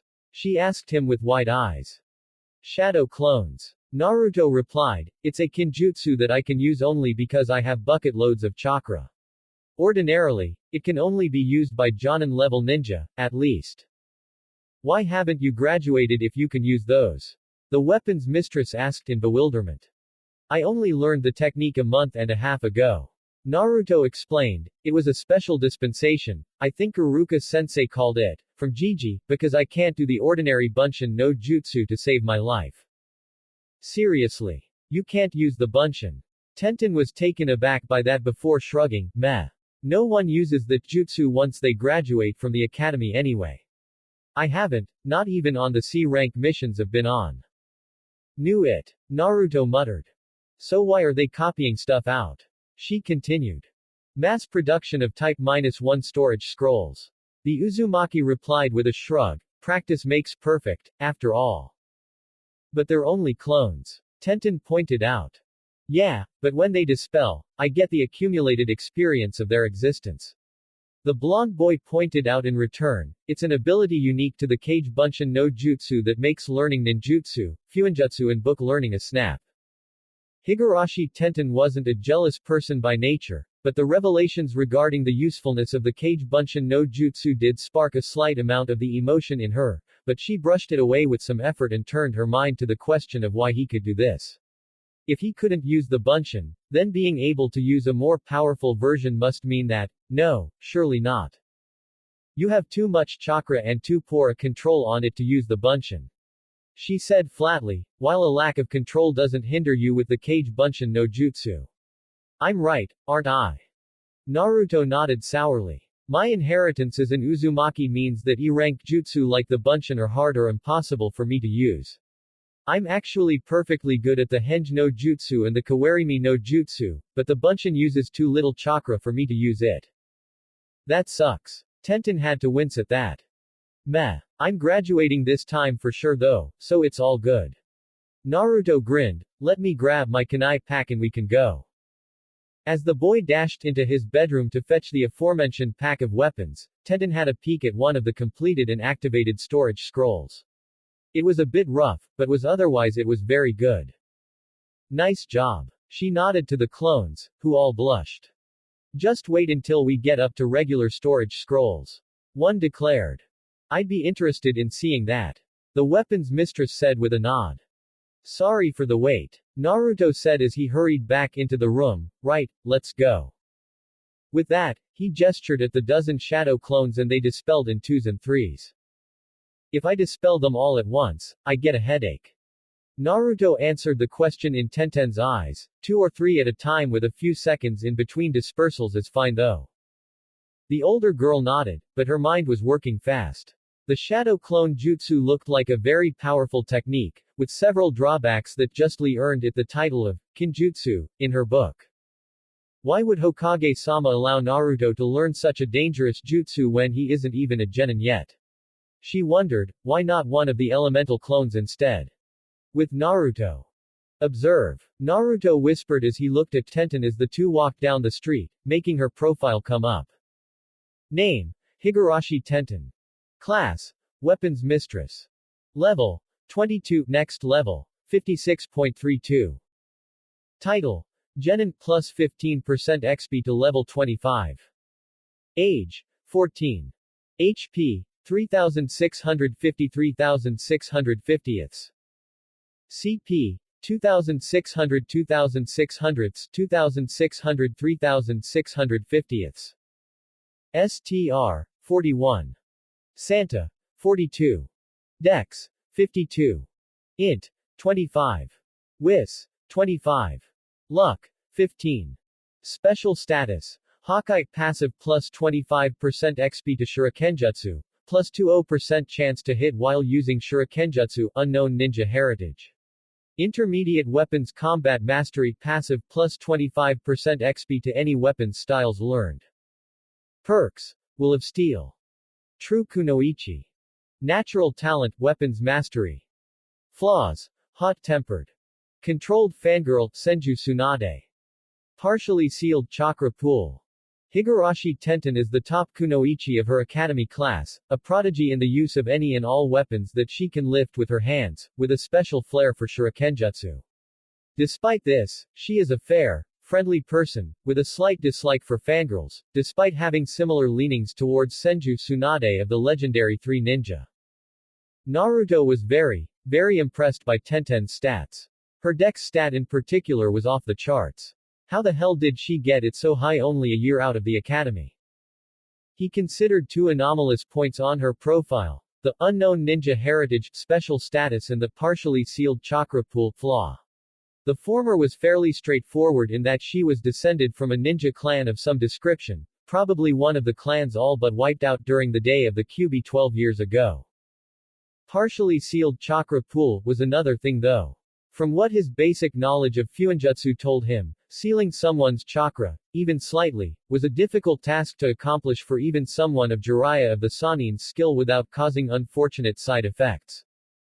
As Tenten didn't show any of those side effects, unstable personality, inability to use chakra and muscular spasms, she had obviously been correctly sealed. Why she had been sealed was a good question, though. Sealing someone's chakra, even partially, was rarely done for any reason other than punishment, so the question was, who had sealed her chakra and why did they do it? Quest alert. Born of Steel 1, your friend Higurashi Tenten is an orphan who has had her chakra partially sealed for some reason. Investigate her origins in order to discover why it has been done. Quest reward. Plus 1 500 XP, plus 2000 Ryo, Tenkan, plus 2 STR. Quest failure. Plus 300 XP. Accept. YN. Why's there a 1 next to the quest name? Naruto wondered. Chain quests. A chain quest is when the completion of one quest automatically leads to the creation of one related to it. Basic chain quests can have as few as 2 parts to them, but the more complex ones can reach up to 15 in a row. Understanding this, Naruto paused uncertainly. He was curious about why Tenten had had some of her chakra sealed, but he felt that prying into her past without permission would be distinctly rude. She was a genin with more than adequate chakra reserves, so obviously the seal wasn't interfering in her ninja career to any degree. Did he have a right to interfere in her life to that degree? Surely just looking into it can't hurt. He reasoned as he pushed the Y button. We're here, Tenten declared, startling Naruto, who looked up in surprise. They were indeed standing right in front of Training Ground 13. That went by fast. Naruto observed. You were really lost in thought as we walked. Tenten noted, something up. Nah. Naruto shook his head, it's nothing. So how do you wanna do this? Actually, have you ever fought any chakra mutations before? Nope. The brunette shook her head once. Gai-sensei says that fighting those who are mutated is unythful, if you can believe it. The blonde academy student looked at her blankly as if to say, seriously. Okay then. He said after his mind rebooted, in which case, we'll start off in sub-area 1 to get you accustomed to fighting chakra mutations. They are a bit different to humans. No duh. Tenten deadpanned before grinning, lead on then. Hold up. Naruto picked a stone up from the ground, Doden, Gansetsuken no Jutsu. As the stone transformed into a long staff, Tenten jumped slightly and stared. Whoa. Didn't know you could turn rocks into weapons. She said a bit jealously. Basic Doden Jutsu. Naruto shrugged. So is Earth your primary affinity? The brunette asked interestedly. Nope. I have a wind affinity primarily, with a sub-affinity for Earth. Naruto replied, what about you? I don't know. Tenten admitted sheepishly. My team focuses on the physical side of things, taijutsu, weapon styles and shurikenjutsu, to the exclusion of all else.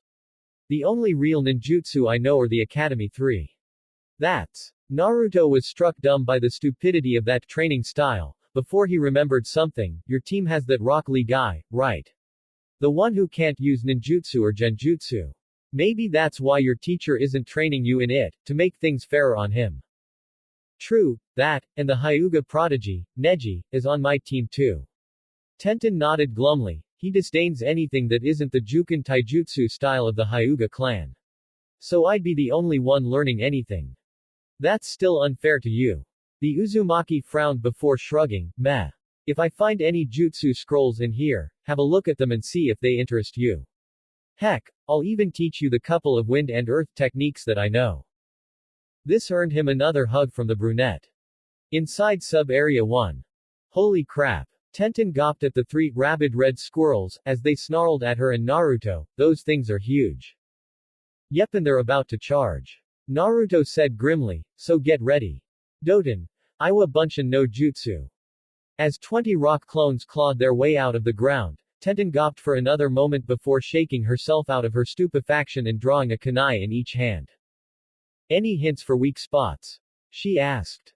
Once they leap, they're vulnerable, but they can still twist in midair, so jump in, slash and retreat. Naruto advised as he spun his staff in a familiar way, here they come. While the chakra-mutated squirrels were fast and agile, for an experienced kunoichi like Tenten, who sparred against taijutsu monsters like Rock Lee and Hyuga Neji on a regular basis, they may as well have been moving in slow motion. Counter-charging the mutations, the weapon's mistress deftly sliced the throat of the first squirrel before throwing her offhand kunai into the forehead of the next one. She then leapt up over the last one and buried her weapon up to the hilt into the base of its skull. Holy crap. She took them down without even breaking a sweat. Naruto thought in stunned awe. He hadn't been able to onshot the damn things until just recently, and that was with careful aim with his staff. Tenten had managed it with 2 kunai. Yikes, Naruto whispered. These things weren't so tough. The brunette said with a grin as she retrieved her blades. Considering they're the weakest mutations in the whole area and you're an experienced genin, that isn't a surprise. Naruto noted, I call those ones rabid red squirrels. They have bigger cousins I call gnashing gray squirrels, and they're a lot tougher. Oh. Then let's get to finding them. Tenten said as she wiped her weapons clean of blood. Nodding, Naruto led her through the trees, surreptitiously closing the window detailing how much express had been divided between him and Tenten. Evidently, even an ad hoc party like this still allowed for splitting experience between party members. So how many jutsu have you found in here anyway? Tenten asked as the 2 kept their eyes out for any gnashing gray squirrels. 5. Naruto replied, Doten, Gansetsuken, a scroll on basic Fuinjutsu, Futon, Kaden Shuriken, Doten, Dongan and Ninpo, Karata Kyoto Kyoka. What's the last one? The weapon's mistress asked curiously. A very much lesser version of Senju Tsunade's chakra-enhanced strength. Naruto replied. Seriously. Tenten squealed, can I borrow it?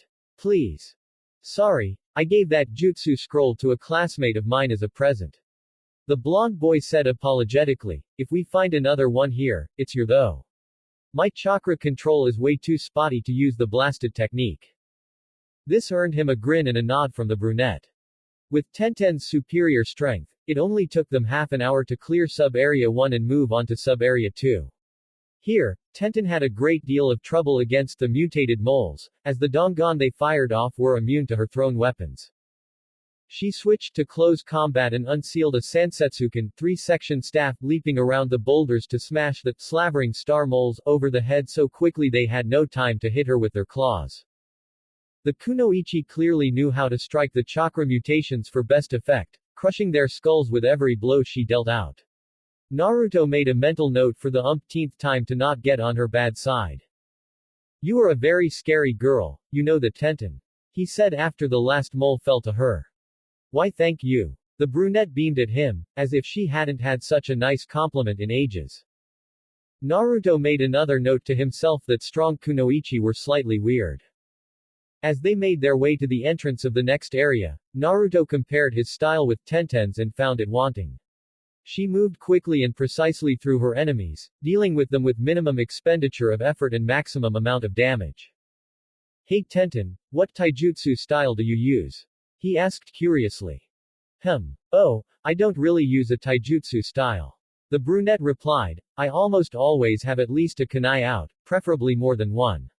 When I do fight barehanded, I guess I use a modified version of the Hokage style that my dad calls the Soko Ken, or armed fist style. Mostly because I wear these. The kunoichi unsealed a set of armored gloves and showed them to him. The back of the hand and fingers were lined with a layer of interlocking plates of shaped steel. The knuckle guards had small spikes jutting up to increase the damage of her punches further. Yikes, remind me to get some armor for my arms for when I spar with you. Naruto joked. Tenten grinned smugly. Got that right. Just before they reached the door. Bloodlust detected. Above and to both sides. Naruto reacted immediately, tackling Tenten to the ground as a pair of kunai and a senbon whistled through the place she had been standing only seconds before. What the? The kunoichi snarled as she rolled to her feet. Someone's attacking us. Naruto said just before he had to duck as another kunai whistled through the air again. These are live weapons. The brunette cursed as she drew her own from her rear holster. Who are they? Not got a clue. He replied, I aim to find out though.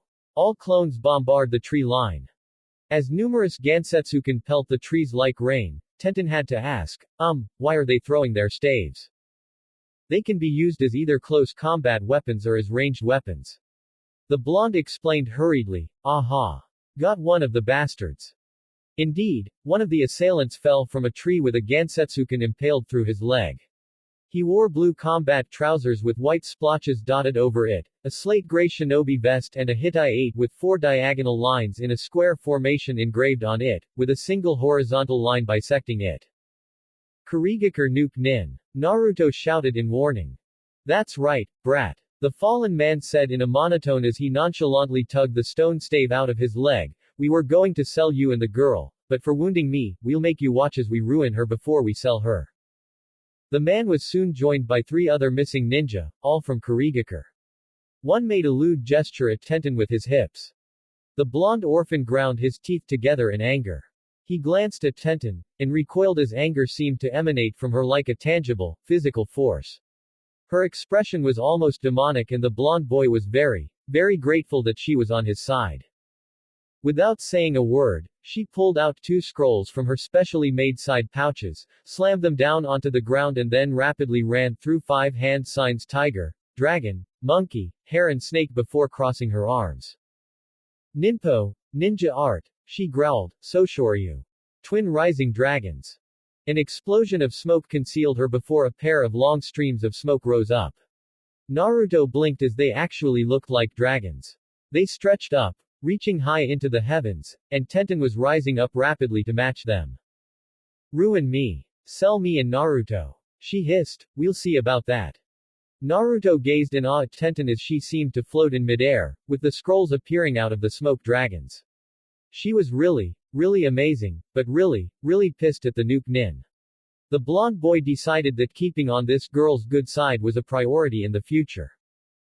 As she reached for the scrolls, the world turned gray and everything froze.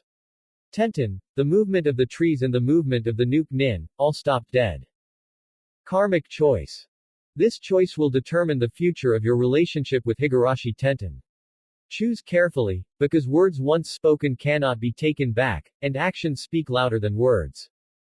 Choice 1 Righteous, let's take these losers out together, Tenten. Fight alongside Tenten and defeat the missing ninja together. Plus 500 reputation with Higurashi Tenten, plus 250 righteous, alignment, plus 1000 XP. Choice 2 Pragmatic, my clones'll help you out. Plus 100 reputation with Higurashi Tenten, plus 250 pragmatic, alignment, plus 50 XP. What the, as if I'd just stand back and let my clones fight. Naruto scoffed as he hit the first option with one hand, drawing a handful of shuriken with the other. Tenten, let's take on these losers together. he shouted as the world returned to normal. Got it. Tenten grinned savagely as she replied. A window popped up. Quest alert. Survive. You and Tenten have been attacked by 4 Nuke Nin in Training Ground 13. Defeat them or survive their attacks on you for 10 minutes, at which time reinforcements will arrive to aid you. Quest completion reward. 3000 Express, plus 1000 relationship with Kanahagakure Shinobi Forces, minus 1000 relationship with Random Piece of Armor, 10,000 Ryo. Quest failure. A fate worse than death. Bonus objective. Defeat at least 1 enemy combatant. Bonus reward. Mystery prize. Accept. Y.N. Naruto scanned the opposition, 4 missing ninja, as he hit the Y button. Abari Shun LV-29. Kurigakure Nuke Nin. Miyanaga Keiichiro LV-26. Kurigakure Nuke Nin. Ryumanbuchi Sho LV-27. Kurigakure Nuke Nin. Shioizumi Raiji LV-26. Kurigakure Nuke Nin. He frowned. Those titles were uniformly suspicious. What was with the quote marks in them? Anyway, they were way stronger than both Tenten and himself, but fortunately, he had scanned several people over the past few months and had concluded that levels were only one indication of a person's power. Several Chunin had poorer stats than Tenten, a genin, possessed. Whether it was lack of training or some other factor Naruto didn't know, but some people, rank and level to one side, were just weirdly weak. Mizuki Tem for example was way weaker than Iruka-sensei. Futon. Kaden Shuriken. He shouted, throwing all 5 of the shuriken into the air after infusing them with his wind-natured chakra, just as Tenten tapped the scrolls twirling around her, releasing a swarm of weapons that she started throwing at the 4 startled, missing Enin with such speed and accuracy they barely had time to dodge her weapons, several sharp kunai. The injured one barely managed to hop away before being struck by the projectiles. This meant they were taken off guard when Naruto slammed his Kaden Shuriken into their legs and arms. The one with the injury, Shioizumi, actually screamed when the shuriken buried itself in his arm. This was an additional effect that Kaden Shuriken had gained when it had reached level 10. Futon. Kaden Shuriken no Jutsu, active, LV-12, 73.07 EXP. The wind style. Rotating shuriken jutsu is a useful jutsu for increasing the effectiveness of your shurikenjutsu. By infusing a shuriken with wind-natured chakra, you increase its cutting power. Once a shuriken has been infused, you can manipulate the shuriken to attack your opponents remotely. Actively increases the damage of any infused bladed weapon by 25 plus 5%. Actively allows you to control the infused weapon up to 15 meters away. Added effect. Blades of lesser wind. Once the shuriken strike a target, they unleash 2 to 3 additional blades of wind into the target causing 10 to 15 plus 5% points of damage with a high chance for a critical hit. Hand signs. None. Number of weapons that can be infused and manipulated, 5. Costs 23 CP per weapon, per minute. Futon affinity and chakra control cost reductions included. The blades of the lesser wind that it had picked up from somewhere was really useful thanks to the high critical hit ratio. In every test Naruto had done with them, there was a 100% chance of at least one of the blades scoring a critical hit, a 60% chance of 2 critical hits and a 10% of all 3. Per individual shuriken. Judging by the gritted teeth from the other, missing ninja, they had all been hit with at least one blade, with the injured one getting hit with all 3 critical hits, which would explain why his arm was flopping around uselessly. That's one that we don't have to worry about ninjutsu or genjutsu coming from. Naruto thought grimly, and with his leg mostly immobilized, he won't be a threat taijutsu-wise unless we go near him, which we won't. Beat the brats. One ordered dully, in that same monotone. That, more than their odd titles convinced Naruto that these guys were not what they seemed to be. Doden. Dongan no Jutsu. 3 voices called out from the side of the battle, the missing ninja snapping their heads around to see 3 menhir sailing towards them. Abandoning their crippled teammate, the mobile ones leapt away from ground zero, leaving the last man to scream once before being squashed under one of the rock bullets. Eliminate the clones and blind them. The same person, Abari, the highest leveled one, ordered before running through 3 hand signs, Sweden, Reku Suigeki no Jutsu. Water style. Cold Sky Water Attack Jutsu. Futon. Kiryu Ranbu no Jutsu. Wind Style. Air Current Wild Dance Jutsu. Ryu Monbuchi snarled. Kaiten. Gokakyu no Jutsu. Miyanaga chanted. As the wind picked up and flung dust around, blinding the two genin, spears of water shot out from one side and a gout of flames shot out of the other side, aiming straight at the clones, who responded with a wave of Dangan. This countered the flames of the Gokakyu, but the Reku Suigeki chewed through the rock impediment, forcing the Iwa Bunshin to dodge to the side. Time to remind them I'm here. Naruto thought as he knelt of the ground, ran through 3 hand signs and then slammed his hand on the ground, shouting, Doden, Gansetsuken no Jutsu. Erupting from the ground were 10 stone canes that were clustered in a loose spread at where the one still firing the Reku Suigeki roughly stood. From the cursing that came several seconds later as the water spears stopped, at least one had scored a hit. Tenten had been sending thrown weapon after thrown weapon into the dust cloud in an attempt to track down the other two, but had no luck. With a growl, the girl ended her jutsu and descended to earth again.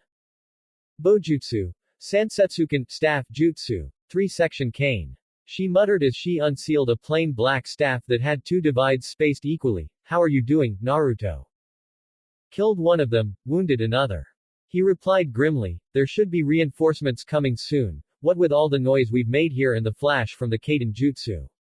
I don't know any, so that should send warning signals to the Anbu on guard. Tenten grinned. Life is never boring when you're around, Naruto. I guess so. The blonde boy replied, really wishing that he could use his Tonto at this point as he made another Gansetsuken. Damn, this dust cloud is thick. Any sign of the enemy? My eyes are sharp, but not Byakugan sharp. The weapon's mistress replied as she went back to back with him to prevent the 3 remaining enemies from sneaking up on them easily. It can't last long. Whoever's maintaining this is using a hell of a lot of chakra to do so. And a futon affinity is really rare, so it must be draining chakra from him like a sponge to water. Take them. Abari ordered, his voice echoing from all around them. Naruto gritted his teeth. The man was using some sort of jutsu to make his voice appear to come from all around them like that. Out of the corner of his eye, he spotted a shadow moving around in the dust.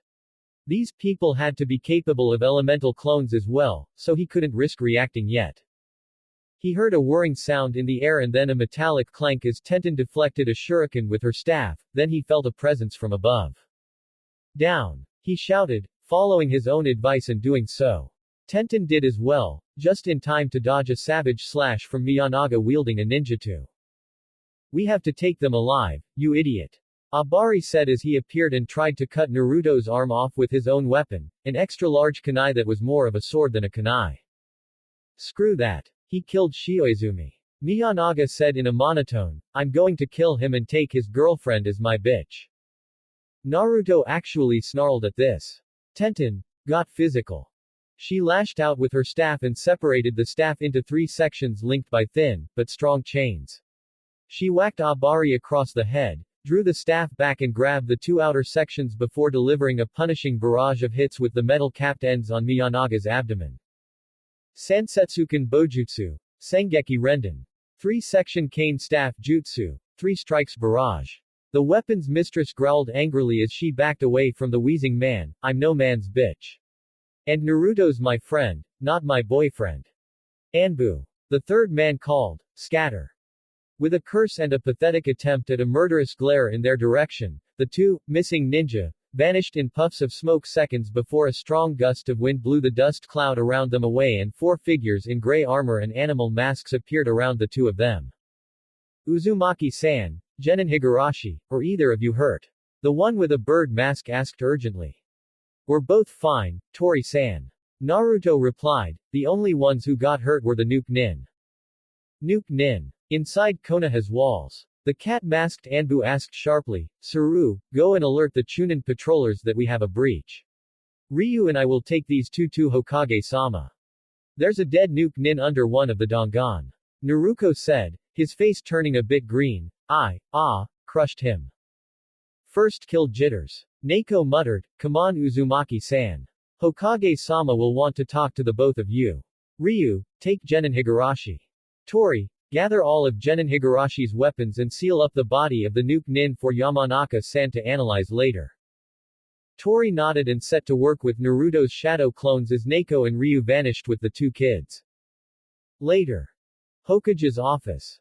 Sarutobi Hiruzen fought to keep the scowl off his face as Tenten gave her side of the story. Nuke nin. Inside Konoha. He thought angrily, targeting Naruto. Whoever let them in will wish they had never been born when I get my hands on them. Very good, Genin Higurashi. He said once the bun-haired girl finished her recitation, I must commend you for your actions and hereby award you the payment for a solo C rank for your efforts against the nuke nin. Naruto-kun, is there anything you'd like to add? Anyo, I think that they weren't really nuke nin. His favorite orphan said with a frown. Oh. What makes you say that? Hiruzen asked thoughtfully. They were dressed right, but the way they acted, after the first sensation of ki, they didn't let off any more, as if they weren't trying to kill us. Naruto began listing the discrepancies, plus they spoke in complete monotone. No inflections, no accents, no emotions, nothing. They spoke the words, but it was like they were reading the words from a script rather than meaning them. It kind of felt like they were testing us. The Hokage felt a headache coming on. Emotionless shinobi. It could only be Danzo who was behind this. Nei and its inhumane training regime create moderately capable combat shinobi, but the infiltration side of things was almost useless. Breaking someone of all emotions and making them see themselves as nothing more than a weapon not unlike a kunai tended to have that kind of effect on their ability to masquerade as a civilian. Very good. I will take that information into account, Naruto-kun. He said with a nod. Now, Genin Higurashi, I have taken the liberty of informing your parents of what has occurred and they should be waiting outside. Naoko-san, please take Naruto-kun back to his home while I explain how a Genin was forced to fight 4 Chunin-level shinobi with only an academy student as backup. I'll come by later to talk to you about this in more detail, Naruto-kun. Hi, Gigi. Naruto nodded before he was whisked away by Naoko. A few minutes later. Naruto's apartment. The Uzumaki stumbled as the purple-haired Anbu landed on his roof and shook his head doggedly. Sighed along Shunshin suck. He grumbled, do you want a cup of tea or something Naoko-san? Not on duty, but the thought is appreciated, Uzumaki-san. Naoko replied. She paused for a moment before venturing, how are you coping with your first kill? Naruto sighed. The gamer's mind stopped him being emotional about it, but the intellectual side. Better than I thought I would. He admitted, I guess killing all those chakra mutations was of some good as I didn't freeze up when I realized I had killed him. But, it isn't easy to realize a jutsu I used killed him. Naoko put a hand on his shoulder. It shouldn't be comfortable. Even Anbu don't like to kill, but we do it when ordered to or when our duty demands it because otherwise those we have sworn to protect will suffer. The same applies in your case. Had you not reacted decisively as you did, Genin Higurashi could be undergoing a fate worse than death right now and you could be dead or crippled. Take pride in the fact that you prevented it and moved forward. Thanks, Naoko-san. Naruto smiled wanly. Well, I'd best be getting back to practicing my Fuinjutsu. Still have to get those damn type -1 scrolls right.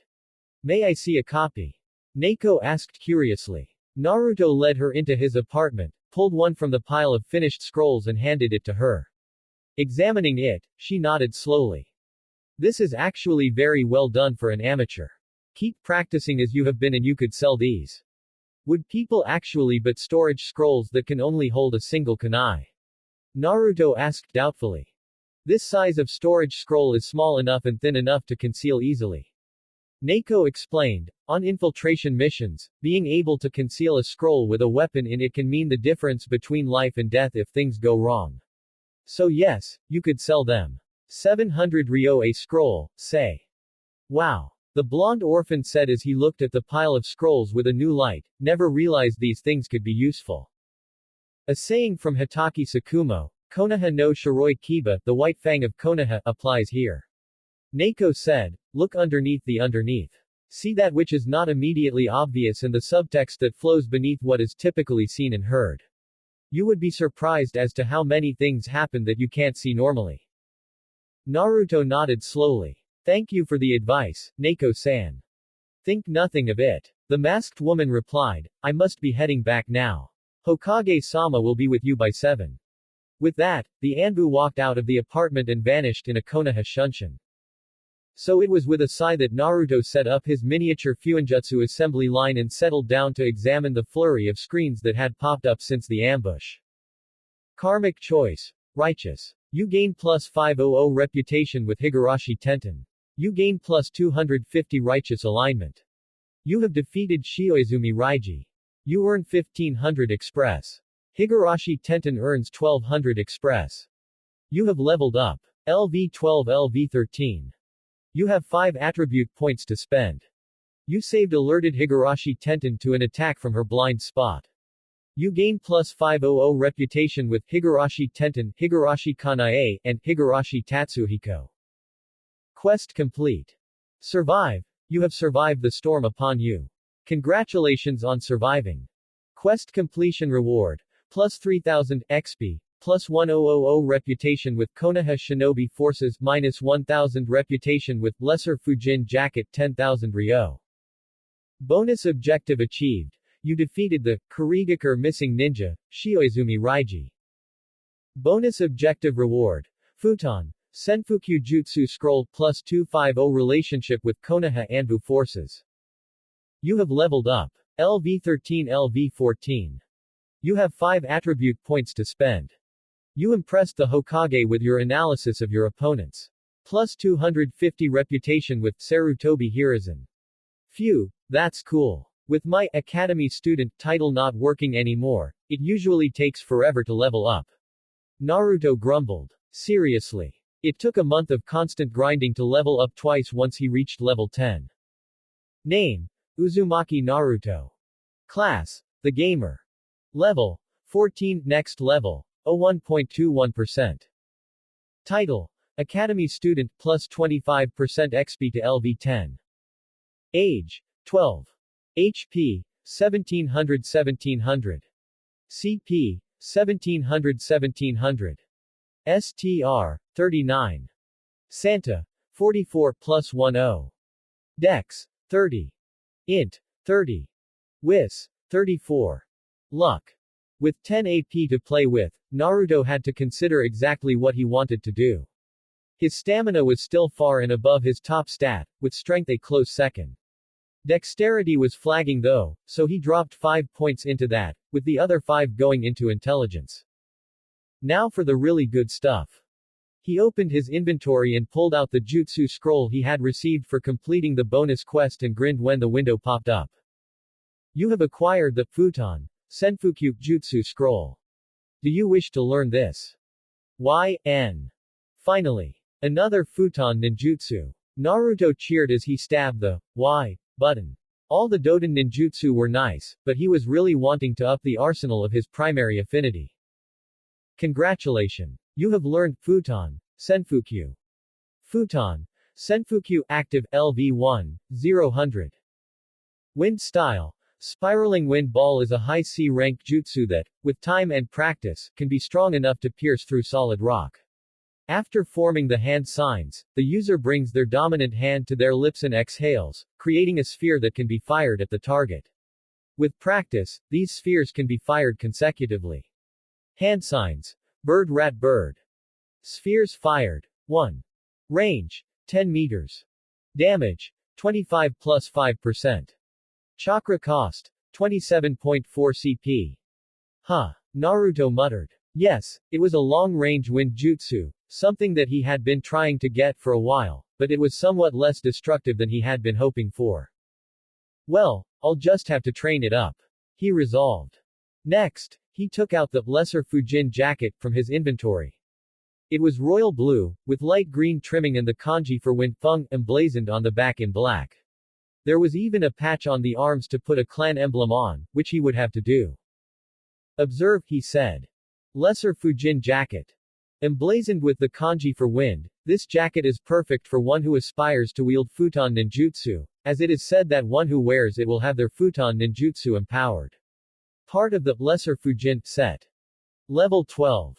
Def plus 1-5. Effect. Minor wind empowerment. All Futon Ninjutsu gains plus 5 to their effects. Awesome. The blonde orphan breathed and shrugged the jacket on. It fit snugly without being too restrictive with his movement. Plus, it looked damn cool on him.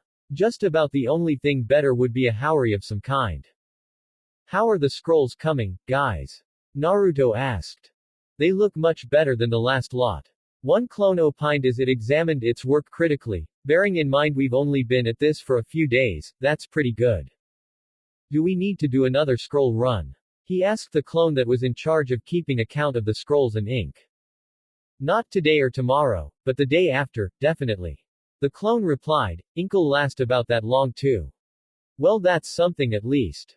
Naruto grumbled, I have to stick around and wait for Sarutobi Gigi, what to do? The plants. One clone suggested offhand. Brightening up, Naruto went off to tend to his plants. He only needed to do it every week or so, but a little extra attention never hurt. Surprisingly, he hadn't gotten a gardening skill from all that. Or even horticulture or anything remotely to do with the care and maintenance of plants. Some things about the gamer, Naruto decided, were not anything close to making sense.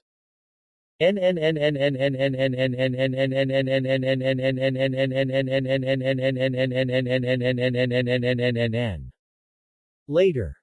Hokage's office. And that's what Naruto-kun and Tenten-chan said. Sarutobi finished, opinions. The three men opposite him exchanged looks before one spoke up. Troublesome. Nara Shikaku groused, definitely Danzo's little clockwork army. The Uzumaki was pretty sharp to notice all those little things that even an experienced genin like Higurashi didn't notice. The question is, did he send them to capture or kill Naruto? Sarutobi asked, keeping his own opinions to himself. Akamichi Choza, seated to Shikaku's right, snorted. Danzo wouldn't have the balls to have the Uzumaki assassinated. He probably still has wet dreams about controlling him and usurping you, Hokage-sama. So capture it is. Sarutobi nodded in agreement. I suspect this might have something to do with my youngest, Asuma, moving into the Amekage apartments. Additionally, Asuma was almost injured in a mysterious accident with a runaway cart full of cabbages earlier. Yamanaka Inoichi raised an eyebrow. So you think the Warhawk didn't like the idea of Asuma-san living in the same building as our friendly neighborhood Jinchuriki and orchestrated a plan to both delay Asuma moving in and capture Naruto? I do. Hiruzen confirmed, as they withdrew as soon as Anbu were spotted. I suspect that part of their secondary objectives in the case they couldn't capture Naruto-kun was to draw out his Anbu watchers and identify them, as well as giving Danzo a proper report on Naruto's combat abilities. The other three nodded, bowing to the Sandame's greater knowledge of the inner workings of the mind of Shimura Danzo. Not an honor they would like to have. Question: is there any proof of the Nuke Nin being anything other than who they claimed themselves to be aside from the reports of a genin and an academy student?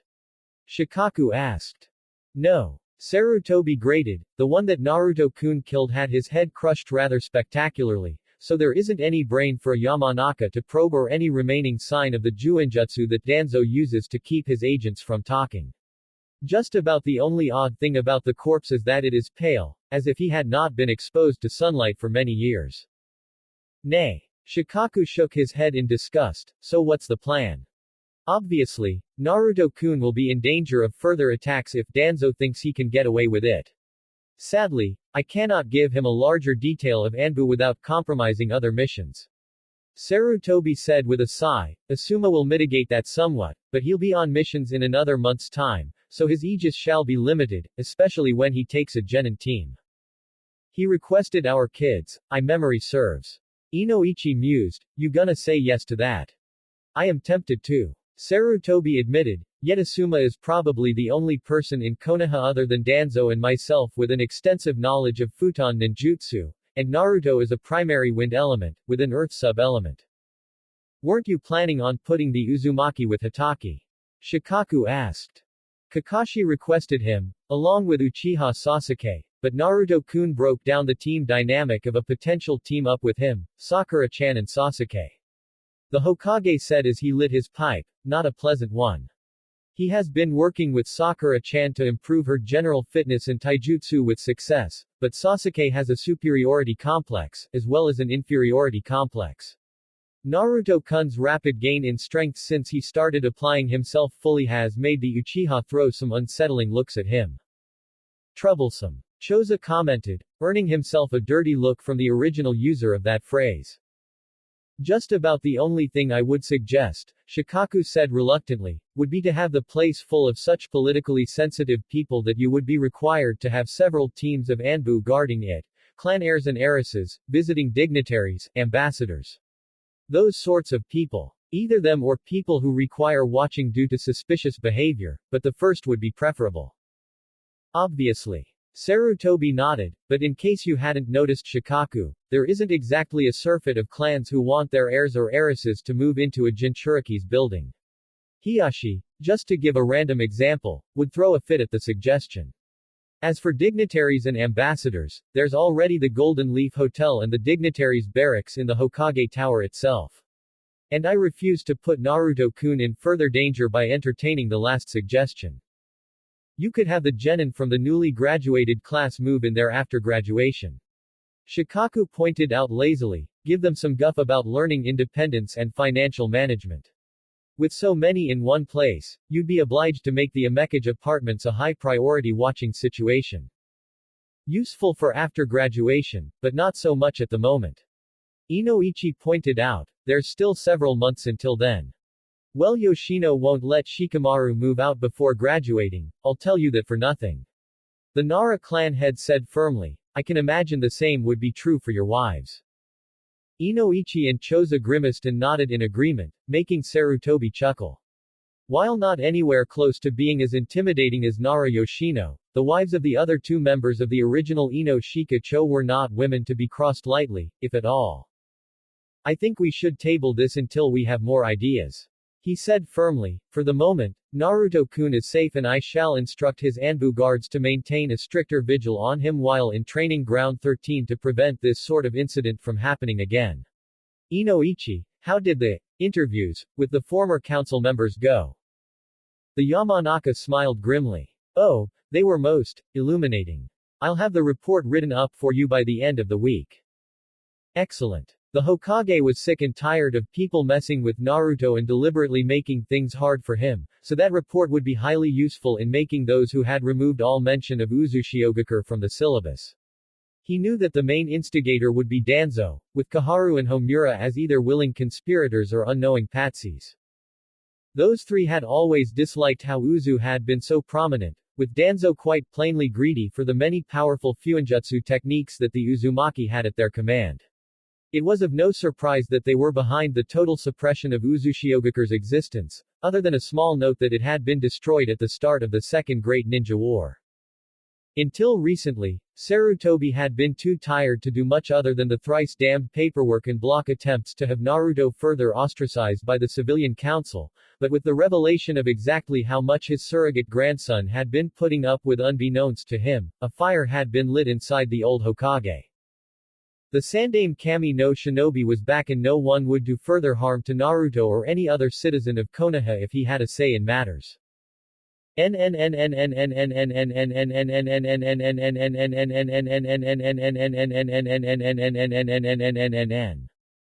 Later. Naruto's apartment. Ah, Naruto-kun. Sarutobi said as he entered his favorite orphan's home, the place looks wonderful. Are those storage scrolls? Naruto grinned excitedly. Yeah, just type -1 scrolls, but I have to practice making something to get better at Fuinjutsu. The old man hid a smile as the hyperactive blonde dragged him over to the table where over 50 type -1 storage scrolls were stacked in neat little stacks. Examining some of them, Sarutobi had to admit they were very well done for an amateur, almost being good enough to sell. It didn't surprise him in the slightest, as members of the Uzumaki clan had a nigh supernatural edge when it came to the art of sealing. He was modestly skilled at it himself, which was how he could tell that while rough in some places, the skill Naruto was showing with Fuinjutsu was doing his ancestors proud. He hoped that the boy made it to Chunin soon so he could give him his mother's inheritance. Kushina would no doubt beat him up when he died for not giving him the scrolls to do with the Uzumaki clan now rather than later, but he simply couldn't afford for those who might wish Naruto further harm to find out about it until he was strong enough. Now then Naruto-kun, The old man sighed as he sat down and accepted a cup of tea from the boy. I am so very sorry that you had to endure that attack this morning. Rest assured, this matter is being thoroughly investigated by the Anbu. How are you feeling after your first kill? I'm better. Naruto replied, slumping a bit as he spoke. I got some good advice from Nako-san, so I've been better than just after I realized what I did. It isn't easy, is it? No. No, it isn't. Sarutobi replied gently. I am sad to say that it will become easier as you kill more. A sad fact of being human is that we can get used to anything given enough time. Still, killing is not always the way to go, Naruto-kun. This time was an accident, but next time, make certain that your clones know to aim their ninjutsu to cripple rather than kill. The boy nodded solemnly. Will do, Gigi. Now, as you heard, I gave Tenten-chan C rank pay for her actions.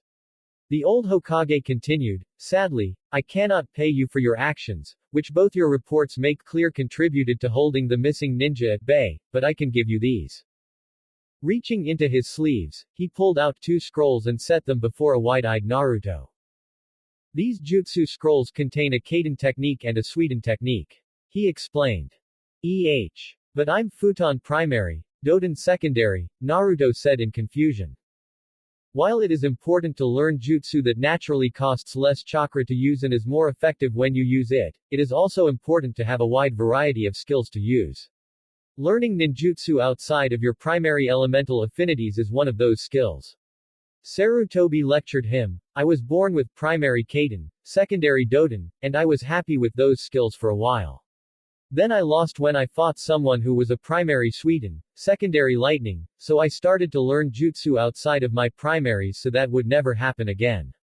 I continued doing it, and eventually mastered Suiten, Raiden and Futon in addition to Kaden and Doden, something no shinobi save for the Rakuto Sennin has ever accomplished, earning me the title of Sandaime Kami no Shinobi. A great thing from small beginnings. Understood, Gigi. Naruto nodded. About Tenten, did you know that she doesn't know any ninjutsu outside of the Academy 3? This earned him a raised eyebrow. No, but it doesn't surprise me. Meta Guy promised Rock Lee to only use taijutsu as long as he was his student. I had assumed that he was getting a tutor in to teach Hyuga Neji and Tenten, but your words lead me to believe he has not. Naruto shook his head. Just taijutsu, basic fuinjutsu and weapon forms. I see. Dare I hope that you have plans to rectify this situation? Sarutobi asked, mentally scheduling a meeting with Guy for neglecting his kunoichi student. I will, but the scrolls I've been reading from have gone missing. Naruto admitted, I've memorized them, but it would be useful if she could read the jutsu I'm teaching her. What jutsu do you know? Sarutobi asked. Doden, Dongan, Doden, Gansetsuken, Futon, Senfukyu, Futon, Kaden Shuriken, Doden, Moguragakur and Doden, Iwa Bunshin. Naruto rattled off, plus whatever those jutsu are. I'll furnish you with copies of those jutsu by Saturday. Sarutobi frowned. If someone was sneaking into Naruto's apartment when he wasn't there was no telling what he or she might be doing. He resolved to have Nako go over the entire apartment the next time Naruto was out attending the academy. Oh, by the way, I found a Fuinjutsu scroll in Training Ground 13. Naruto mentioned, it was called, Fuinjutsu, Kiji Boe, I think. Do you know what it does? Ah, that's an old one. Sarutobi chuckled. It is a basic, but effective way of enhancing the defensive properties of clothes against a particular form of attack. It's rarely used nowadays, but it is useful if you know that your enemies are going to be taijutsu users, kenjutsu users or ninjutsu users in advance. The downsides are that the seal only works against one specific type of attack. It has to be empowered with chakra and that once the chakra reservoir is depleted, the seal is useless until you have a chance to recharge it. I'll have to see about learning it once I'm good enough at Fuinjutsu. Naruto said thoughtfully. It was only then that Sarutobi noticed the new jacket that the blonde wore, a jacket that he recognized. Is that a Fujin series jacket, Naruto-kun? He asked with raised eyebrows. A lesser one, yes. The boy confirmed, found it in Training Ground 13, bundled up in a tree hollow. Took a bit of time to clean it and mend it, but it's as good as new now. Why? Those were a limited series of clothing that was put into production over a decade ago. The Hokage answered with a chuckle. The lesser Fujin series had a jacket, trousers and sandals, while the greater Fujin series had all that plus a t-shirt, haori, gauntlets and greaves. All had elegant fuinjutsu that had various effects on futon ninjutsu. I must confess that I thought most were still languishing in attics, as not many use wind jutsu these days. I'm glad to see that one will be used as it was intended. Yeah, I'll have to see if Tenten has any in her shop. Naruto said brightly before frowning, if her parents will let me see her after today. Oh, you don't need to worry about that. The Hokage chuckled. They were angry at me though, as it is my responsibility to make certain that the borders of Konoha are monitored so this sort of thing doesn't happen. You, my boy, earned their respect for not running. As a civilian, you were not compelled to fight against missing ninja. As if I'd let Tenten fight against them alone. Naruto huffed, especially after what they said they were gonna do to her.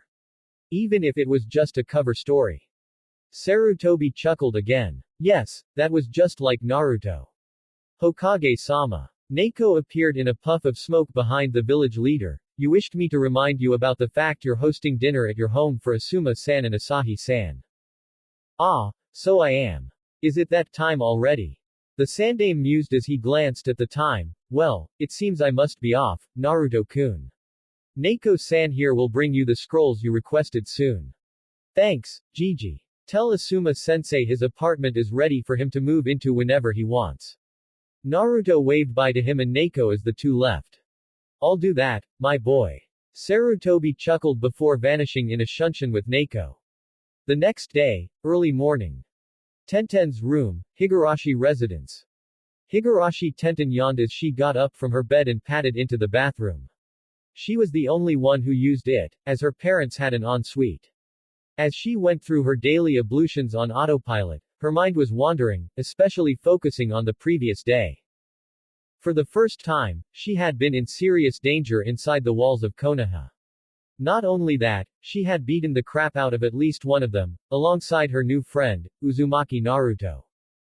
She bit her lip. Naruto was an academy student, but that still meant that he was a civilian. He hadn't had to step up to fight alongside her, yet he had done so. He had shocked her, actually, with just how many ninjutsu he knew. 3 doten and a futon were an incredible amount for a mid-level genin to know, never mind an academy student. And yet I still only know the Academy 3. She thought sourly as she headed back to her room. True, she liked weapons, but that didn't mean that she didn't want to learn ninjutsu. She was really unhappy with Guy-sensei and would be putting some pressure on him to at least arrange a ninjutsu tutor for her. Neji, the bun-haired kunoichi knew, disdained the use of anything other than ninjutsu and taijutsu created and used by the Hyuga clan and, begrudgingly, the Academy 3. Anything else was unfit for the use of a member of the Hyuga clan, in his own words. Lee literally couldn't mold enough chakra for external chakra techniques. Reinforcing his body's durability with chakra, yes. Enhancing his strength with chakra, yes.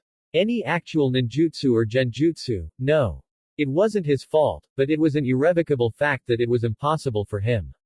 Even F-rank practice jutsu were so far beyond him it wasn't even funny. She could see why Guy-sensei had focused so much on Lee. The poor guy, no pun intended, had needed a serious morale boost, as well as skills to match other shinobi without using ninjutsu, but she could say that learning no ninjutsu after just under 2 years was a bit much. Dismissing her thoughts for the moment, Tenten got changed into her usual kunoichi outfit and tightened up her hair buns before heading downstairs for breakfast. Her Ka-san was at the stove, making breakfast, while her Otu-san was sitting at the table reading a paper. Very domestic. And why aren't you at the forge, Otu-san? Tenten asked archly, you still have to finish Naruto's Kodachi. Not to mention my sword. Tatsuhiko winced slightly. I was just waiting for you to come down, dear. His daughter merely raised an eyebrow at him, giving him a, yeah, right, look. He's just being protective of you, Ten-chan. Kanae called over her shoulder as she served up some fired toast with an egg on top, with some side salad. It was a rather large shock we got yesterday.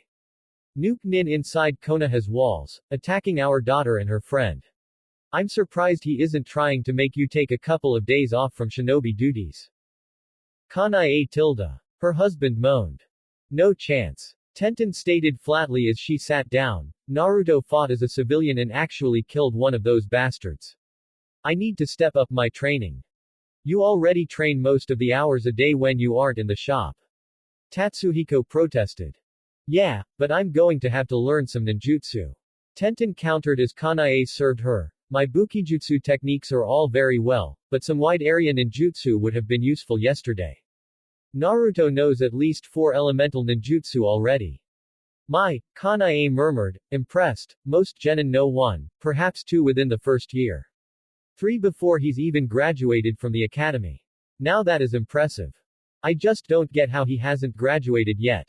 The brunette muttered as she chowed down on her food. I mean, he was making Iwa Bunshin pop out left and right yesterday.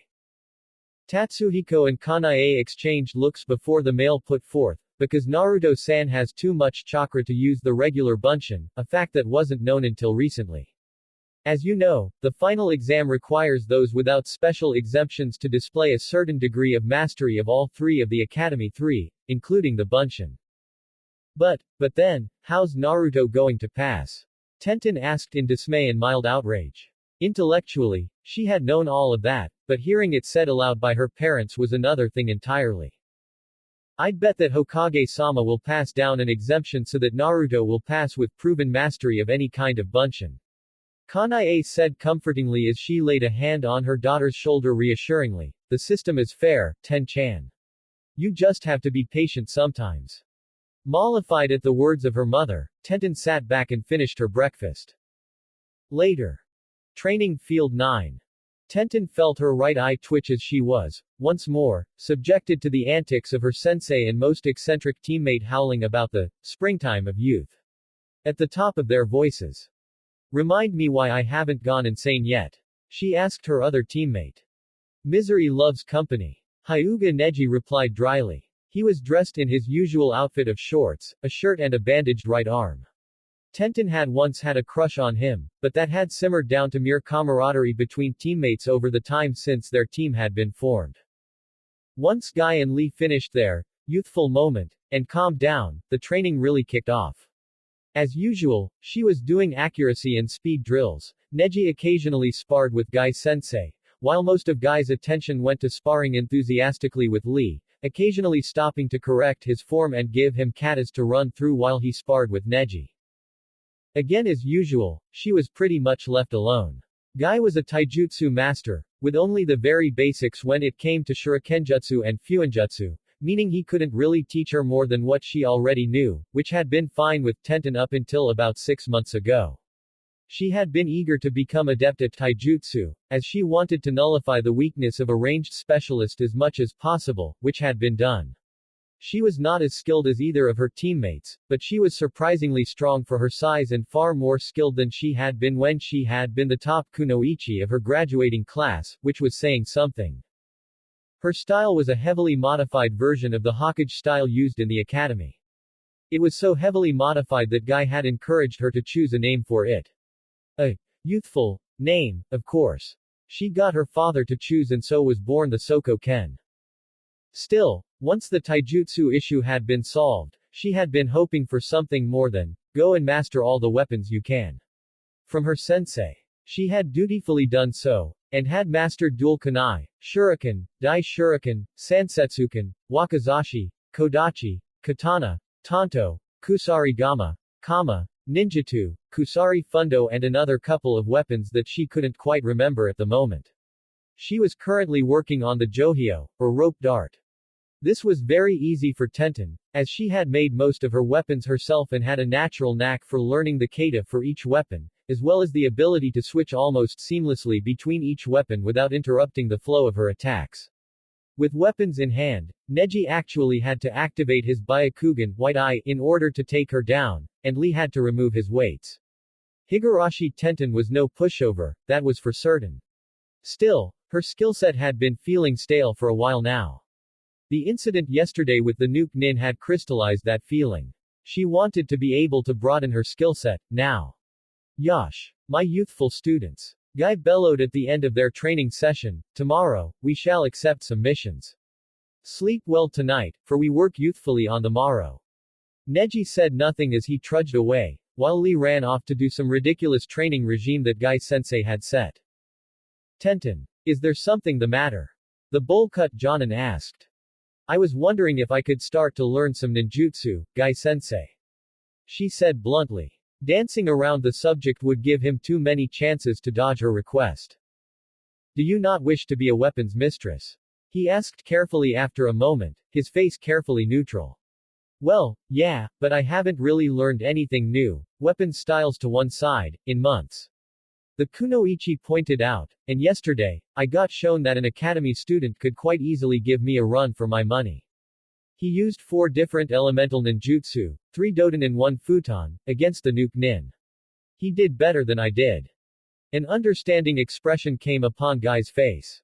You refer to young Uzumaki Naruto, correct? I have heard that he is most youthful, aside from the pranks he plays on the populace. He's a good kid. Tenten agreed. He stepped up to fight those nuke nin with me without even hesitating for a moment. He didn't have to. He's still a civilian, but he fought and actually killed one. Hokage-sama must have been most displeased. I hear that he treats Naruto-kun as if he were his own grandson. Guy remarked. Still, 4 elemental ninjutsu, you say? A remarkable achievement for an academy student indeed. The bun-haired girl agreed with him, but they were getting way off topic. So can I learn some ninjutsu? I have been trying to find a tutor for you for a while now. Guy admitted, regrettably, my eternal rival, who was my first choice for such a task, has been on a mission for the last 2 months. Sarutobi Asuma, a former member of the 12 Guardian Ninja, is a possibility, but he specializes in Kaden Futon Jutsu. I can give you a test to see which element you favor, if you like. It would help narrow down who I ask as a tutor. Eagerly, Tenten nodded. The leotard-wearing Jonin pulled out a square piece of paper from his flak jacket and handed it to her. Channel your chakra through this. Concentrating, the kunoichi did as she was asked. The paper caught a light on one side and crinkled up slightly on the other. Primary Kaden affinity, with a secondary Raiden affinity. The Jonin nodded. Very good. I shall ask Asuma-san if he will lend his talents to aiding you in fanning the flames of your youth. He then made his nice guy pose, sparkling teeth and all. Tenten had to grin at that. She was relieved that he hadn't been ignoring her all this time, that he had been looking for a way to teach her ninjutsu without breaking his promise to Rock Lee. Heading back to her home after that was a relief. One good thing about Guy-sensei was that he didn't mollycoddle her because she was a girl. He pushed her just as hard as Lee and Neji without reservation or hesitation. Not to toot her own horn, but that made her the strongest kunoichi of her generation. Almost all of the rest had either failed their genin tests or were just mediocre lifetime genin. The brunette found a sneer on her face as she thought about the bane of real kunoichi, fangirls. From what little Naruto had said about his class, most of the students in his year fell under that category, except for Neji's cousin Hinata and perhaps the Sakura-chan girl that he so obviously had a crush on. She ignored the slight twinge that her heart developed at that though. Getting back to her house and taking a long, cleansing shower was one of the few luxuries she allowed herself on days with ninja training. She didn't like being girly over much, but being clean most of the time was something that was universal to most girls who had any sense of self-respect. Redressing in another copy of her outfit, she took over from her mother at the counter and started sharpening some of her personal kunai. She liked the repetitive action of sharpening a bladed weapon as it was ingrained into her muscle memory, allowing her mind to wander and focus on other, weightier, subjects. She was broken out of her thoughts by the shop's front door creaking open and a familiar blonde head of hair poking through somewhat nervously. Naruto. She called in confusion. Why was he acting so nervous? Tenten. Her friend asked in an almost frightened voice. Are you okay? She asked in concern. Those nuke nin didn't get any hits in on you yesterday, did they? A confused expression crossed the boy's face for a moment. No. I'm fine. How about you? Not a scratch. Tenten reassured him. Why are you so nervous? I think he's worried about our reaction to what happened yesterday, Ten-chan. Her mother said in amusement as she came out of the back and leaned forward. resting her arms on the countertop. I think he's worried about us blaming him for you being attacked. Am I right, Naruto-kun? Why yeah, pretty much. Naruto admitted, those guys were there to kidnap me, Gigi thinks so anyway. Tenten clenched her hands at the memory of what those bastards had threatened to do to her and Naruto. No way were her parents going to lay any blame on him because of something outside of his control. She sent a pointed look at her mother that transmitted this to her. Don't worry, dear. Kanae said with a smile, your father and I are retired shinobi, remember? We are well aware that a victim is exactly that, a victim. Blaming Naruto-kun would be stupid in this situation, right, Anata? Tatsuhiko stepped forward, looming over his wife and daughter with a painfully neutral look on his face as he gazed down at a sweating Naruto. He lost that look when Kanae and Tenten both elbowed him in the gut pointedly. Yes, I agree that it was hardly Naruto-san's fault. He admitted begrudgingly. That being said, I am not happy she got attacked inside Konoha. We already spoke to Hokage-sama about this, Anata. Kanae said patiently, do tell what you expect an academy student like Naruto-kun to do about it. He didn't even have to help Ten-chan fight yesterday, but he did. We should be grateful that he did help her, or Ten-chan might have been hurt badly by those nuke nin. Okawa-san. Tenten whined, not wanting to be babied in front of her friend. Really, why did parents have to be so embarrassing? Naruto, now looking relieved, pulled out a couple of scrolls from his pouch and held them up. Well, now that I know I'm not in trouble, Gigi gave me these scrolls yesterday in lieu of payment for what I did. One's a Kaden Jutsu and one's a Suiten Jutsu. I was thinking I could lend you one to study if it matches your affinities. Tenten blinked. Seriously? That would be great. I just found out that I'm a primary Kaden affinity today actually. What's the jutsu? Kaden. Hotarubi, fire style. Firefly fires. Naruto answered, it's a high D rank jutsu, so it'll be challenging to learn without being too dangerous. Sounds perfect. Kanae beamed, may I ask what the Suiten jutsu is? Suiten Ninpo. Mizuame Bakuho, water style ninja art. Starch syrup binding rope, a low C rank jutsu. Naruto replied promptly. Are either of those your elemental affinities? Tatsuhiko asked curiously. Ten-chan said that you used Doden and Futon jutsu mostly. Well yeah, but Gigi said it's always a good idea to learn jutsu outside of your affinities just in case. The blonde boy shrugged, my primary affinity is Futon, but those jutsu are so rare that most of my jutsu are Doden. How many Futon jutsu do you know? Tenten asked curiously. Just two, Futon, Senfukyu and Futon, Kaden Shuriken. Naruto answered, neither of them are what you might call strong, but I think I'll get there with practice.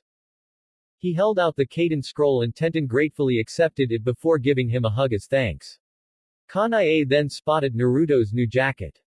Is that a lesser Fujin jacket? Oh, yeah it is.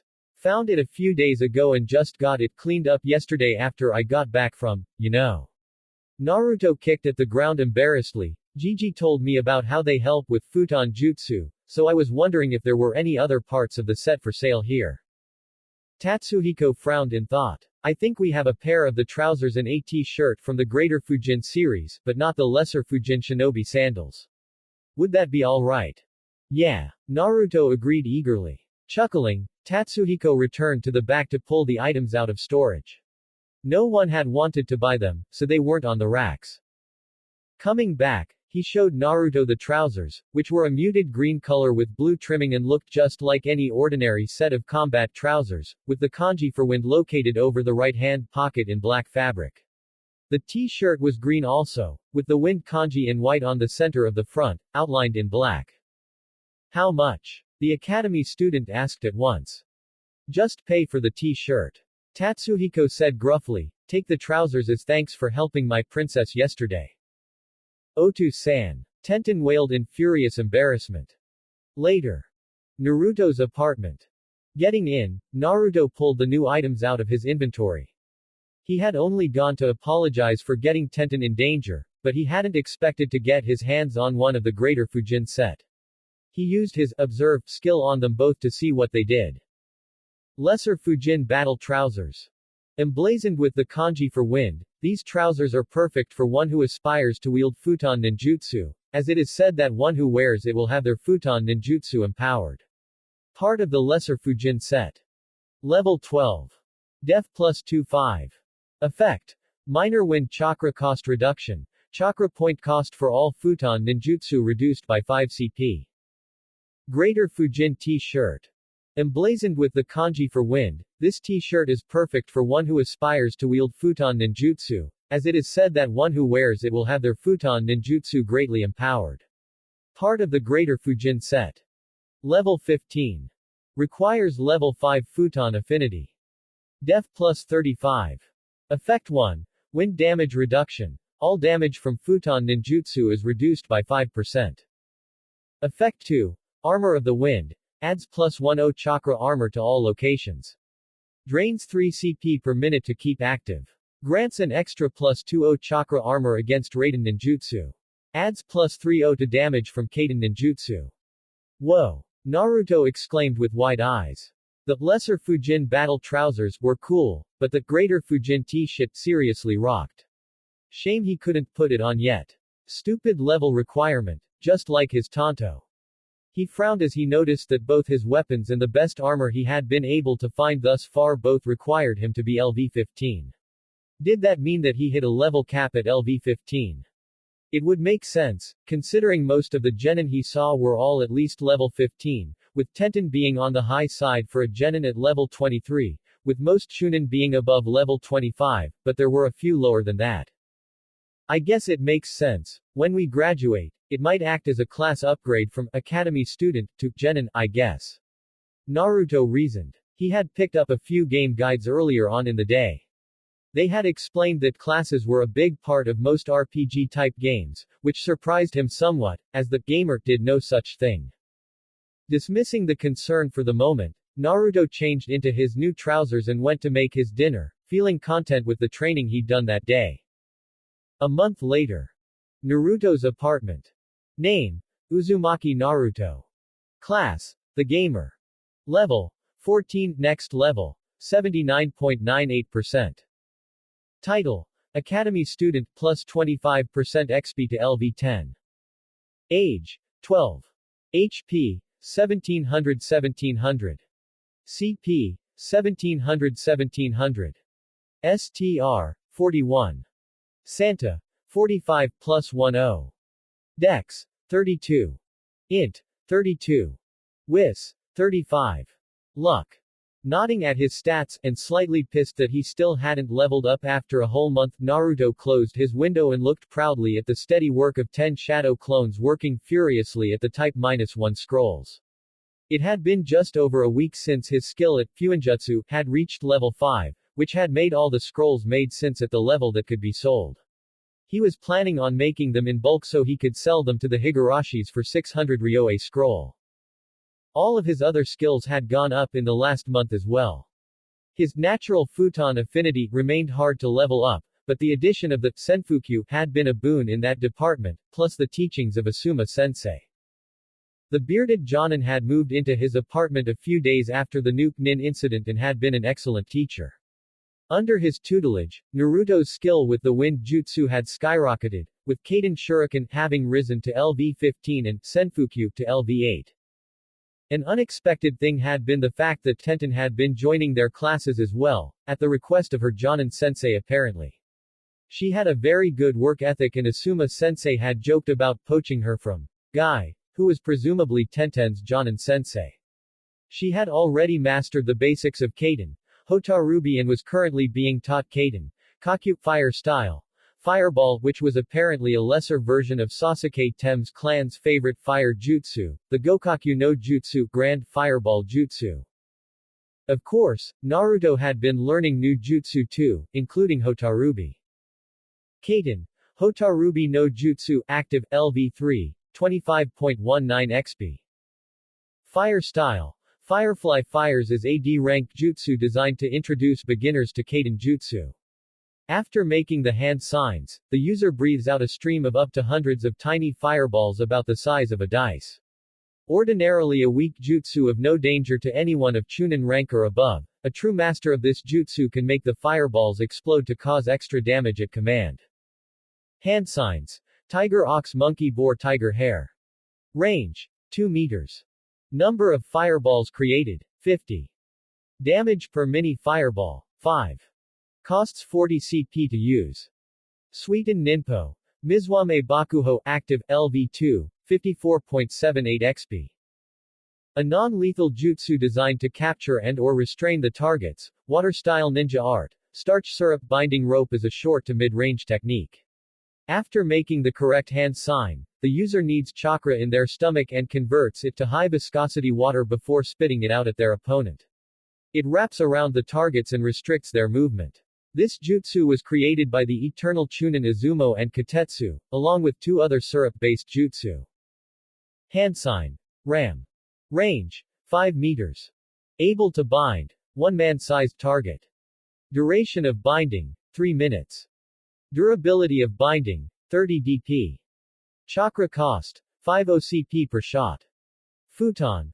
Ryaha no Jutsu Active LV3, 34.59 XP. The wind style. Dragon Wave Jutsu was originally developed in what would become Kei's no Kuni by a wandering tribe of ninjutsu practitioners who had little to no access to metal or wood, leaving them with just their fists and feet to fight with. Using no hand signs, the user gathers wind chakra around their clenched fist before unleashing it at their enemy, shaping it to look like the head of a dragon. For amateur users, it can take some time before it can be fired, but experience will make it combat-worthy. Time to charge up. 50 seconds. Range. 5 meters.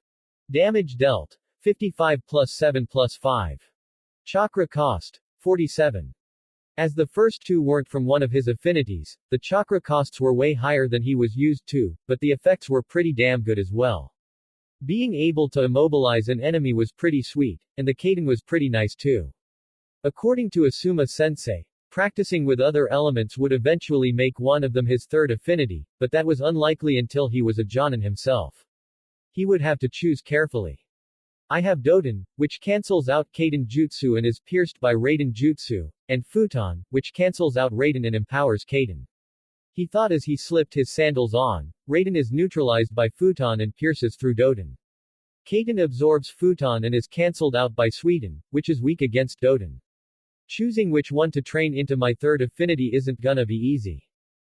The third jutsu was the one of the quest rewards for him getting Asuma Sensei living in his building, and boy, did it pack a punch. The length of time it took to charge up was not good, but otherwise the jutsu was a good one. Today marked the 3-month anniversary of when he had received his gamer power, and Naruto was glad to say that he had improved by leaps and bounds from where he had been before. Even Sasuke Tem was giving him respect now, although Naruto still hadn't beaten the bastard in a taijutsu match. He'd definitely let him know that he'd been there, but his speed and greater mastery of whatever the hell kind of taijutsu style he used gained him the upper hand in their fights.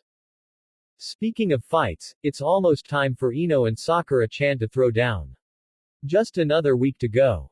Naruto thought with a grin. Sakura had thankfully lost the malnourished status just last week and had gained a few points in her STR and STA as a result. Her training with him and her father had added a few points as well, which meant that Naruto was almost certain to complete the quest he had with her to improve her stats, as well as the one where Sakura had to beat her old rival in a taijutsu spar.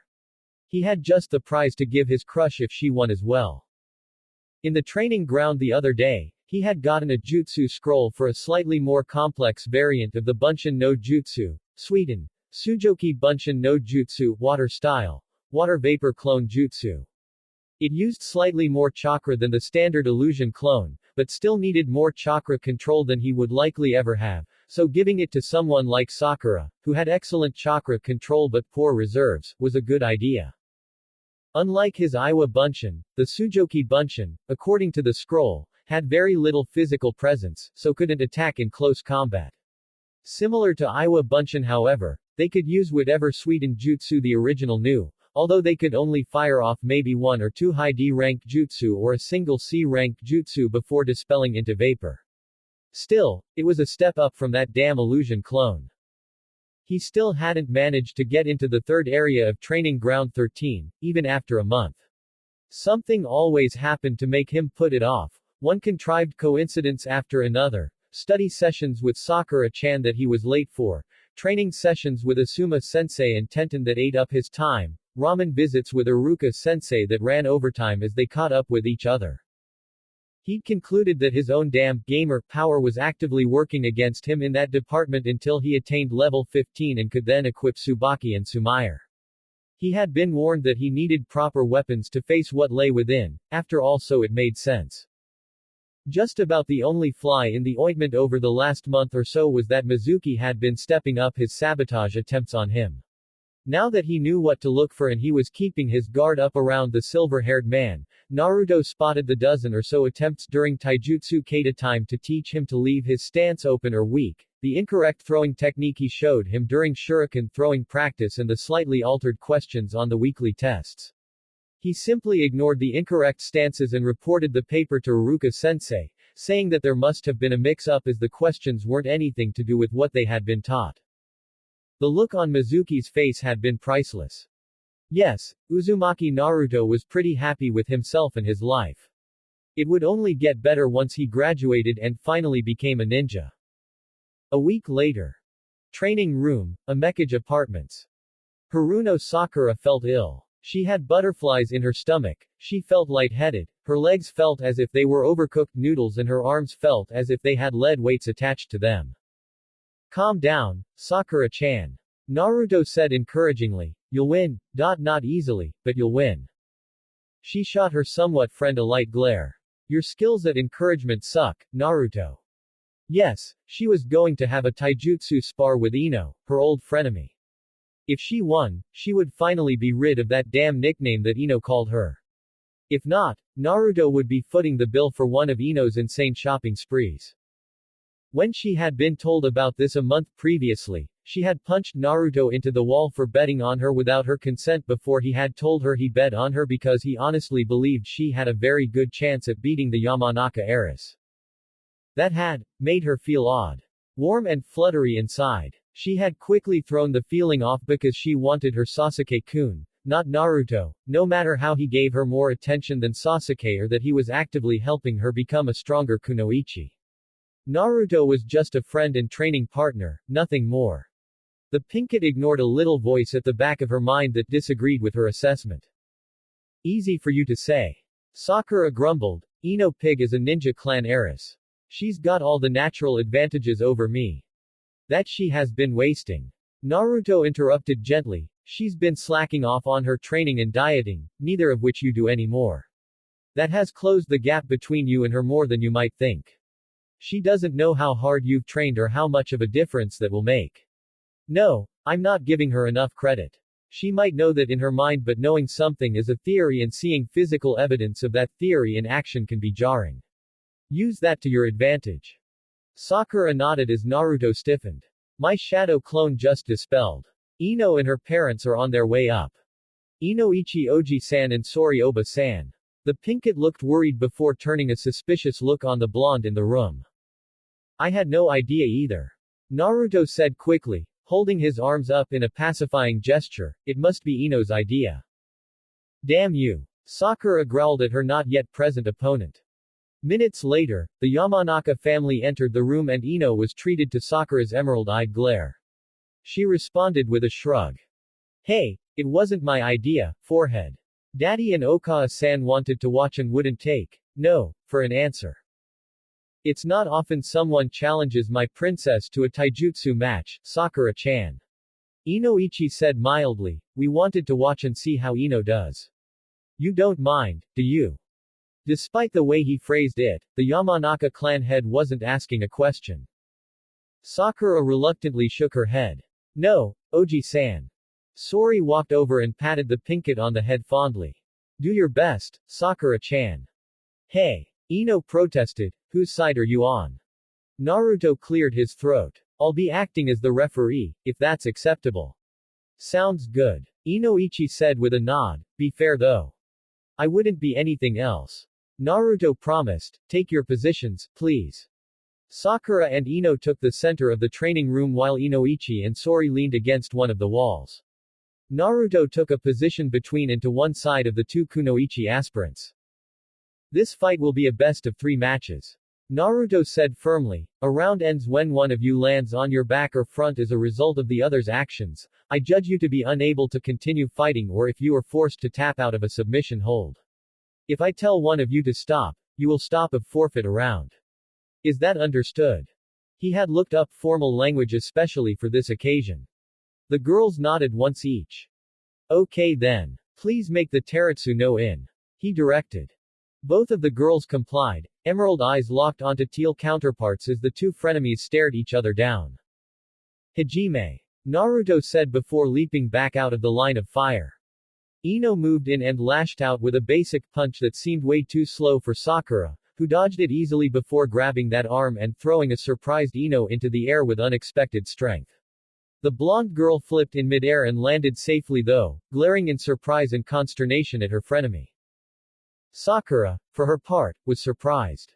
Granted, she had been sparring against Naruto for over a month and he was much faster than Ino, and she had been getting stronger as a result of her exercises, but she had never dreamed that she could counterattack a ninja clan kunoichi like Ino so easily. Nice move, forehead. Ino called with a smirk as she straightened up. Not good enough to put me down though. We'll see about that, pig. Sakura replied with a smirk of her own. If you are holding out on me, you might want to stop it. I'm not the same girl as I was a couple of months ago. Before Ino could respond verbally, her rival darted in and let loose a quick 1-2 punch combo before driving an elbow into Ino's solar plexus, driving the wind from her lungs and making her collapse to her knees, wheezing. Round goes to Sakura-chan. Naruto declared with a barely concealed smirk. Well done. Sori whispered, with her husband nodding in agreement. What the hell? She was way too fast.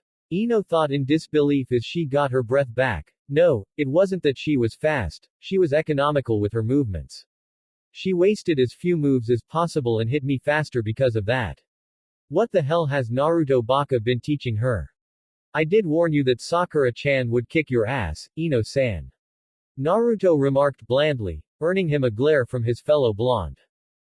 I haven't lost yet. The Yamanaka heiress snarled before standing with a wince and assuming a defensive stance.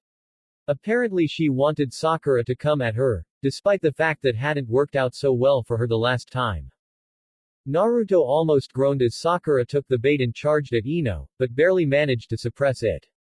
Despite her intelligence, she had a remarkable fondness for direct action in hand-to-hand combat. Attack is the best form of defense, he had heard Iruka-sensei call it. This time it was Ino who danced out of the way of Sakura's attack, swiftly, although still slowly to Naruto's eyes, unleashing a triple kick combo that had Sakura on the defensive almost at once. Naruto had noted that about Ino. She had long legs and did prefer to kick rather than punch if given the choice. You're thrashing your legs like an upturned pig. Sakura teased.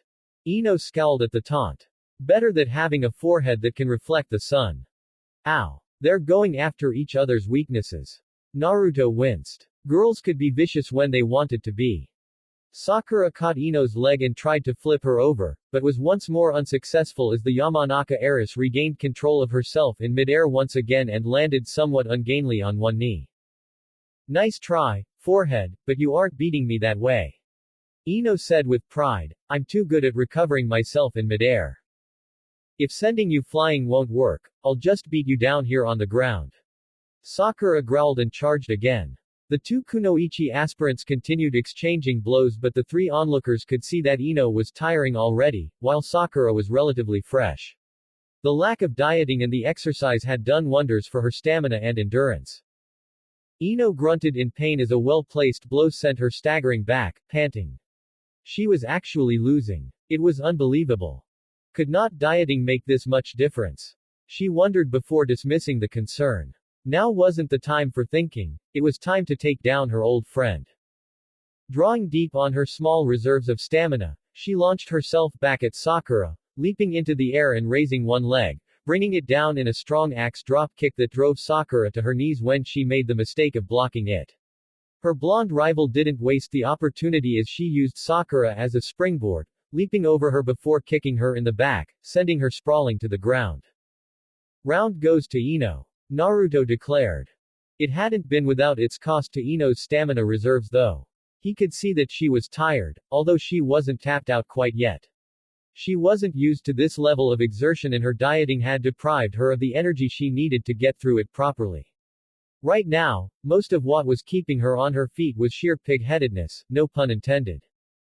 Sakura, meanwhile had staggered to her feet, wincing slightly at the slight pain in her back and grateful that the training room they were in had a padded floor to absorb impacts, otherwise she would be more sore than she currently was. I have to win, she thought as she stretched and turned to face her panting, tired frenemy. I am not inferior to Ino. I am the top kunoichi, damn it. I didn't spend these last 2 months training my ass off for nothing. Off to the side, Inoichi silently watched the match unfold. He was, needless to say, slightly disappointed in Ino's performance. She was on her figurative last legs and had been sloppy in quite a few places. That she had won a round was down to Sakura's inexperience when dealing with kicks. The Hokage style didn't have many of them in the beginner and intermediate levels, which was likely all Sakura had trained in, whereas Ino had studied some of the advanced level even if only slightly. Sakura, on the other hand, had improved by leaps and bounds. Her taijutsu had been weak before and it had come so far after only a couple of months. Add in the lack of dieting and he was certain that as long as she didn't get overconfident, Sakura would likely win this match. Sori was also watching her daughter's eyes, which were full of disbelief and shock. Ino still couldn't understand how Sakura had managed to improve her taijutsu so much, so quickly.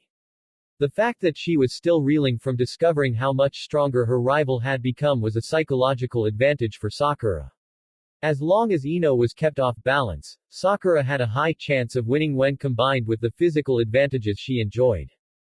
This time it was Sakura who assumed a defensive stance and waited for Ino to come to her. The two circled each other carefully, neither willing to commit to an attack yet. The tension between them was taut and ready to snap at the slightest provocation. Which Sakura did by sticking her tongue out at Ino and saying, "Come get it, pig. Why you little." The blonde girl snarled and leapt to the attack. A roundhouse kick snapped out at her rival, who ducked under it and countered with a punch-kick combo that Ino managed to block with some difficulty.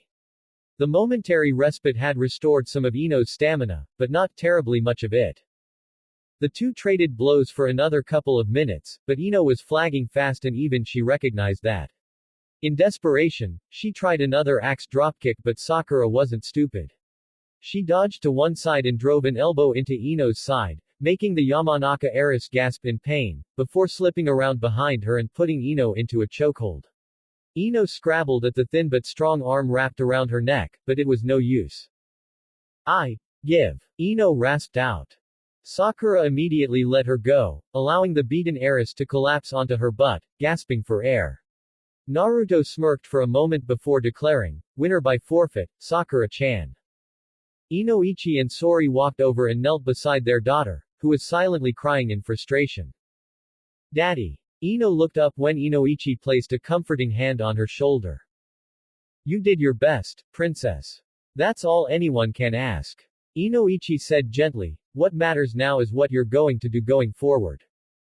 The blonde girl's back straightened and she turned and glared at Naruto, who was smirking unrepentantly at her. You knew I would lose. No, I had an extremely good hunch that you would lose. Naruto corrected her, so. Are you willing to pay the piper? Ino growled. Fine. I won't call Sakura-chan that name anymore. Happy. Ecstatic. The blonde boy smirked before pulling a scroll out and tossing it to Sakura, who caught it with a stunned look on her face. Here. A reward for winning. This, Suiten, Sujoki Bunshin no Jutsu. Sakura stammered, I can't, why? 1. Hard work earns rewards. 2. I have no chakra control worth mentioning, so I can't use it. Naruto rattled off. 3. You're a civilian kunoichi candidate and will know nothing but the Academy 3 when you graduate, so this will at least give you a better version of one of them. The Sujoki Bunshin. Haven't seen that one in a while. Inoichi mused, used to be an optional choice rather than the regular Bunshin, but not many people tried it out and it was phased out about a decade ago. It would be perfectly acceptable for you to use that, Sakura-chan. While the conversation was going on between the two blondes and the pinkett, Ino sat and pouted in the arms of her mother. I hate losing. I know, my dear. I know. Sori muttered, but in this case, I think losing was the best thing for you. After all, you know what must be done now, don't you? No more diet and exercise properly. Ino sighed despondently. Good girl. Sori smirked. Later. Naruto's apartment. The blonde orphan breathed out a sigh as he re-entered his home after seeing the three Yamanaka and Sakura-chan out of his front door.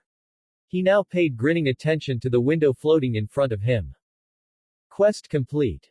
Fields and Mountains. Haruno Sakura successfully defeated her rival, frenemy Yamanaka Ino. Quest completion rewards. Plus 2000 XP. Plus 500 reputation with Haruno Sakura. Plus 500 reputation with Yamanaka Ino. Plus 5000 Ryo, Futon. Datapa no Jutsu, Scroll.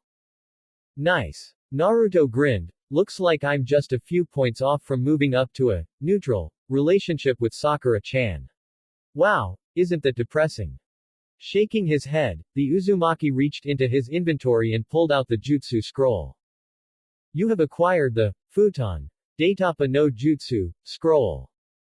Do you wish to learn this? Y.N. Hitting Y. The boy grinned as the scroll dissolved into motes of light and entered his body, a new screen popping up. Congratulations. You have learned Futon Datapa no Jutsu. Futon Datapa no Jutsu active LV1 00.00 EXP.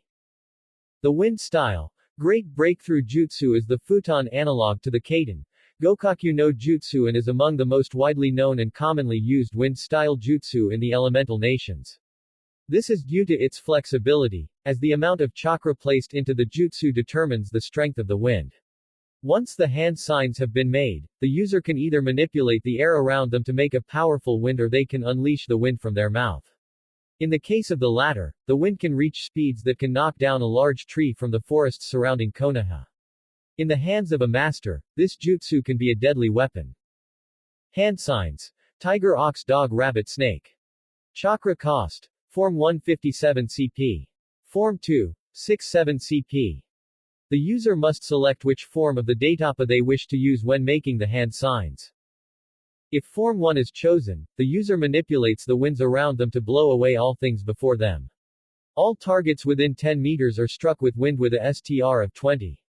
Any target with a STA less than that is sent flying, suffering 20 to 30 points of damage upon landing.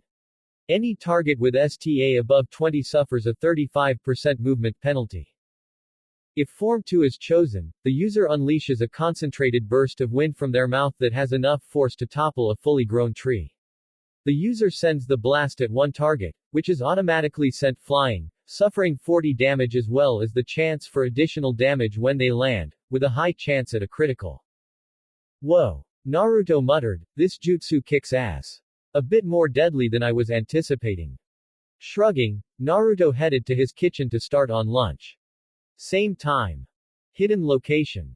So we are agreed. A cloaked man asked. The table he sat at was surrounded by other cloaked men and women, 13 excluding him. The room was dark and they all wore cowls that hid their identities.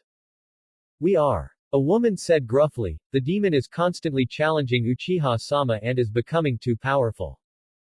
A rumble of agreement came from the others in the room before another voice spoke up. But after that whole mess with Nuke Nin infiltrating Konoha last month, the Anbu are bound to be more alert than ever, he said, his voice a nasal whine, what can we do? I have it on excellent authority that there are two places where IT isn't watched by the Anbu. A confident, brash voice said smugly, the Academy, and Training Ground 13. Shame the Nuke Nin didn't solve our problem for us when they attacked IT there, but oh well. But surely they're going to be watching who goes in and out of that place more strictly now, after the Nuke Nin. Nasal voice protested. Why would they? The training ground was only under watch because IT was in there at the time. Brash man sneered, we'll go in early, wait in ambush and kill IT before the Anbu can do anything about it. Most of us are retired shinobi, the first woman mused, the demon should stand no chance against us all. We'd have to plan things carefully, but there's no reason why it wouldn't work. The first Moss agreed, we just have to be careful, Training Ground 13 is full of chakra mutations. Rumors say squirrels and moles at least. Wow. Squirrels and moles. I'm so fucking terrified. Brash man snorted in disgust. Grow some balls. We go in, kill the demon, get out and return to our daily lives with the Hokage and the Anbu none the wiser. Chuckling, he drew and threw a kunai in one smooth action, the weapon striking a photo of one Uzumaki Naruto right in the middle of his face. One more week and our loved ones will rest in peace. He promised darkly.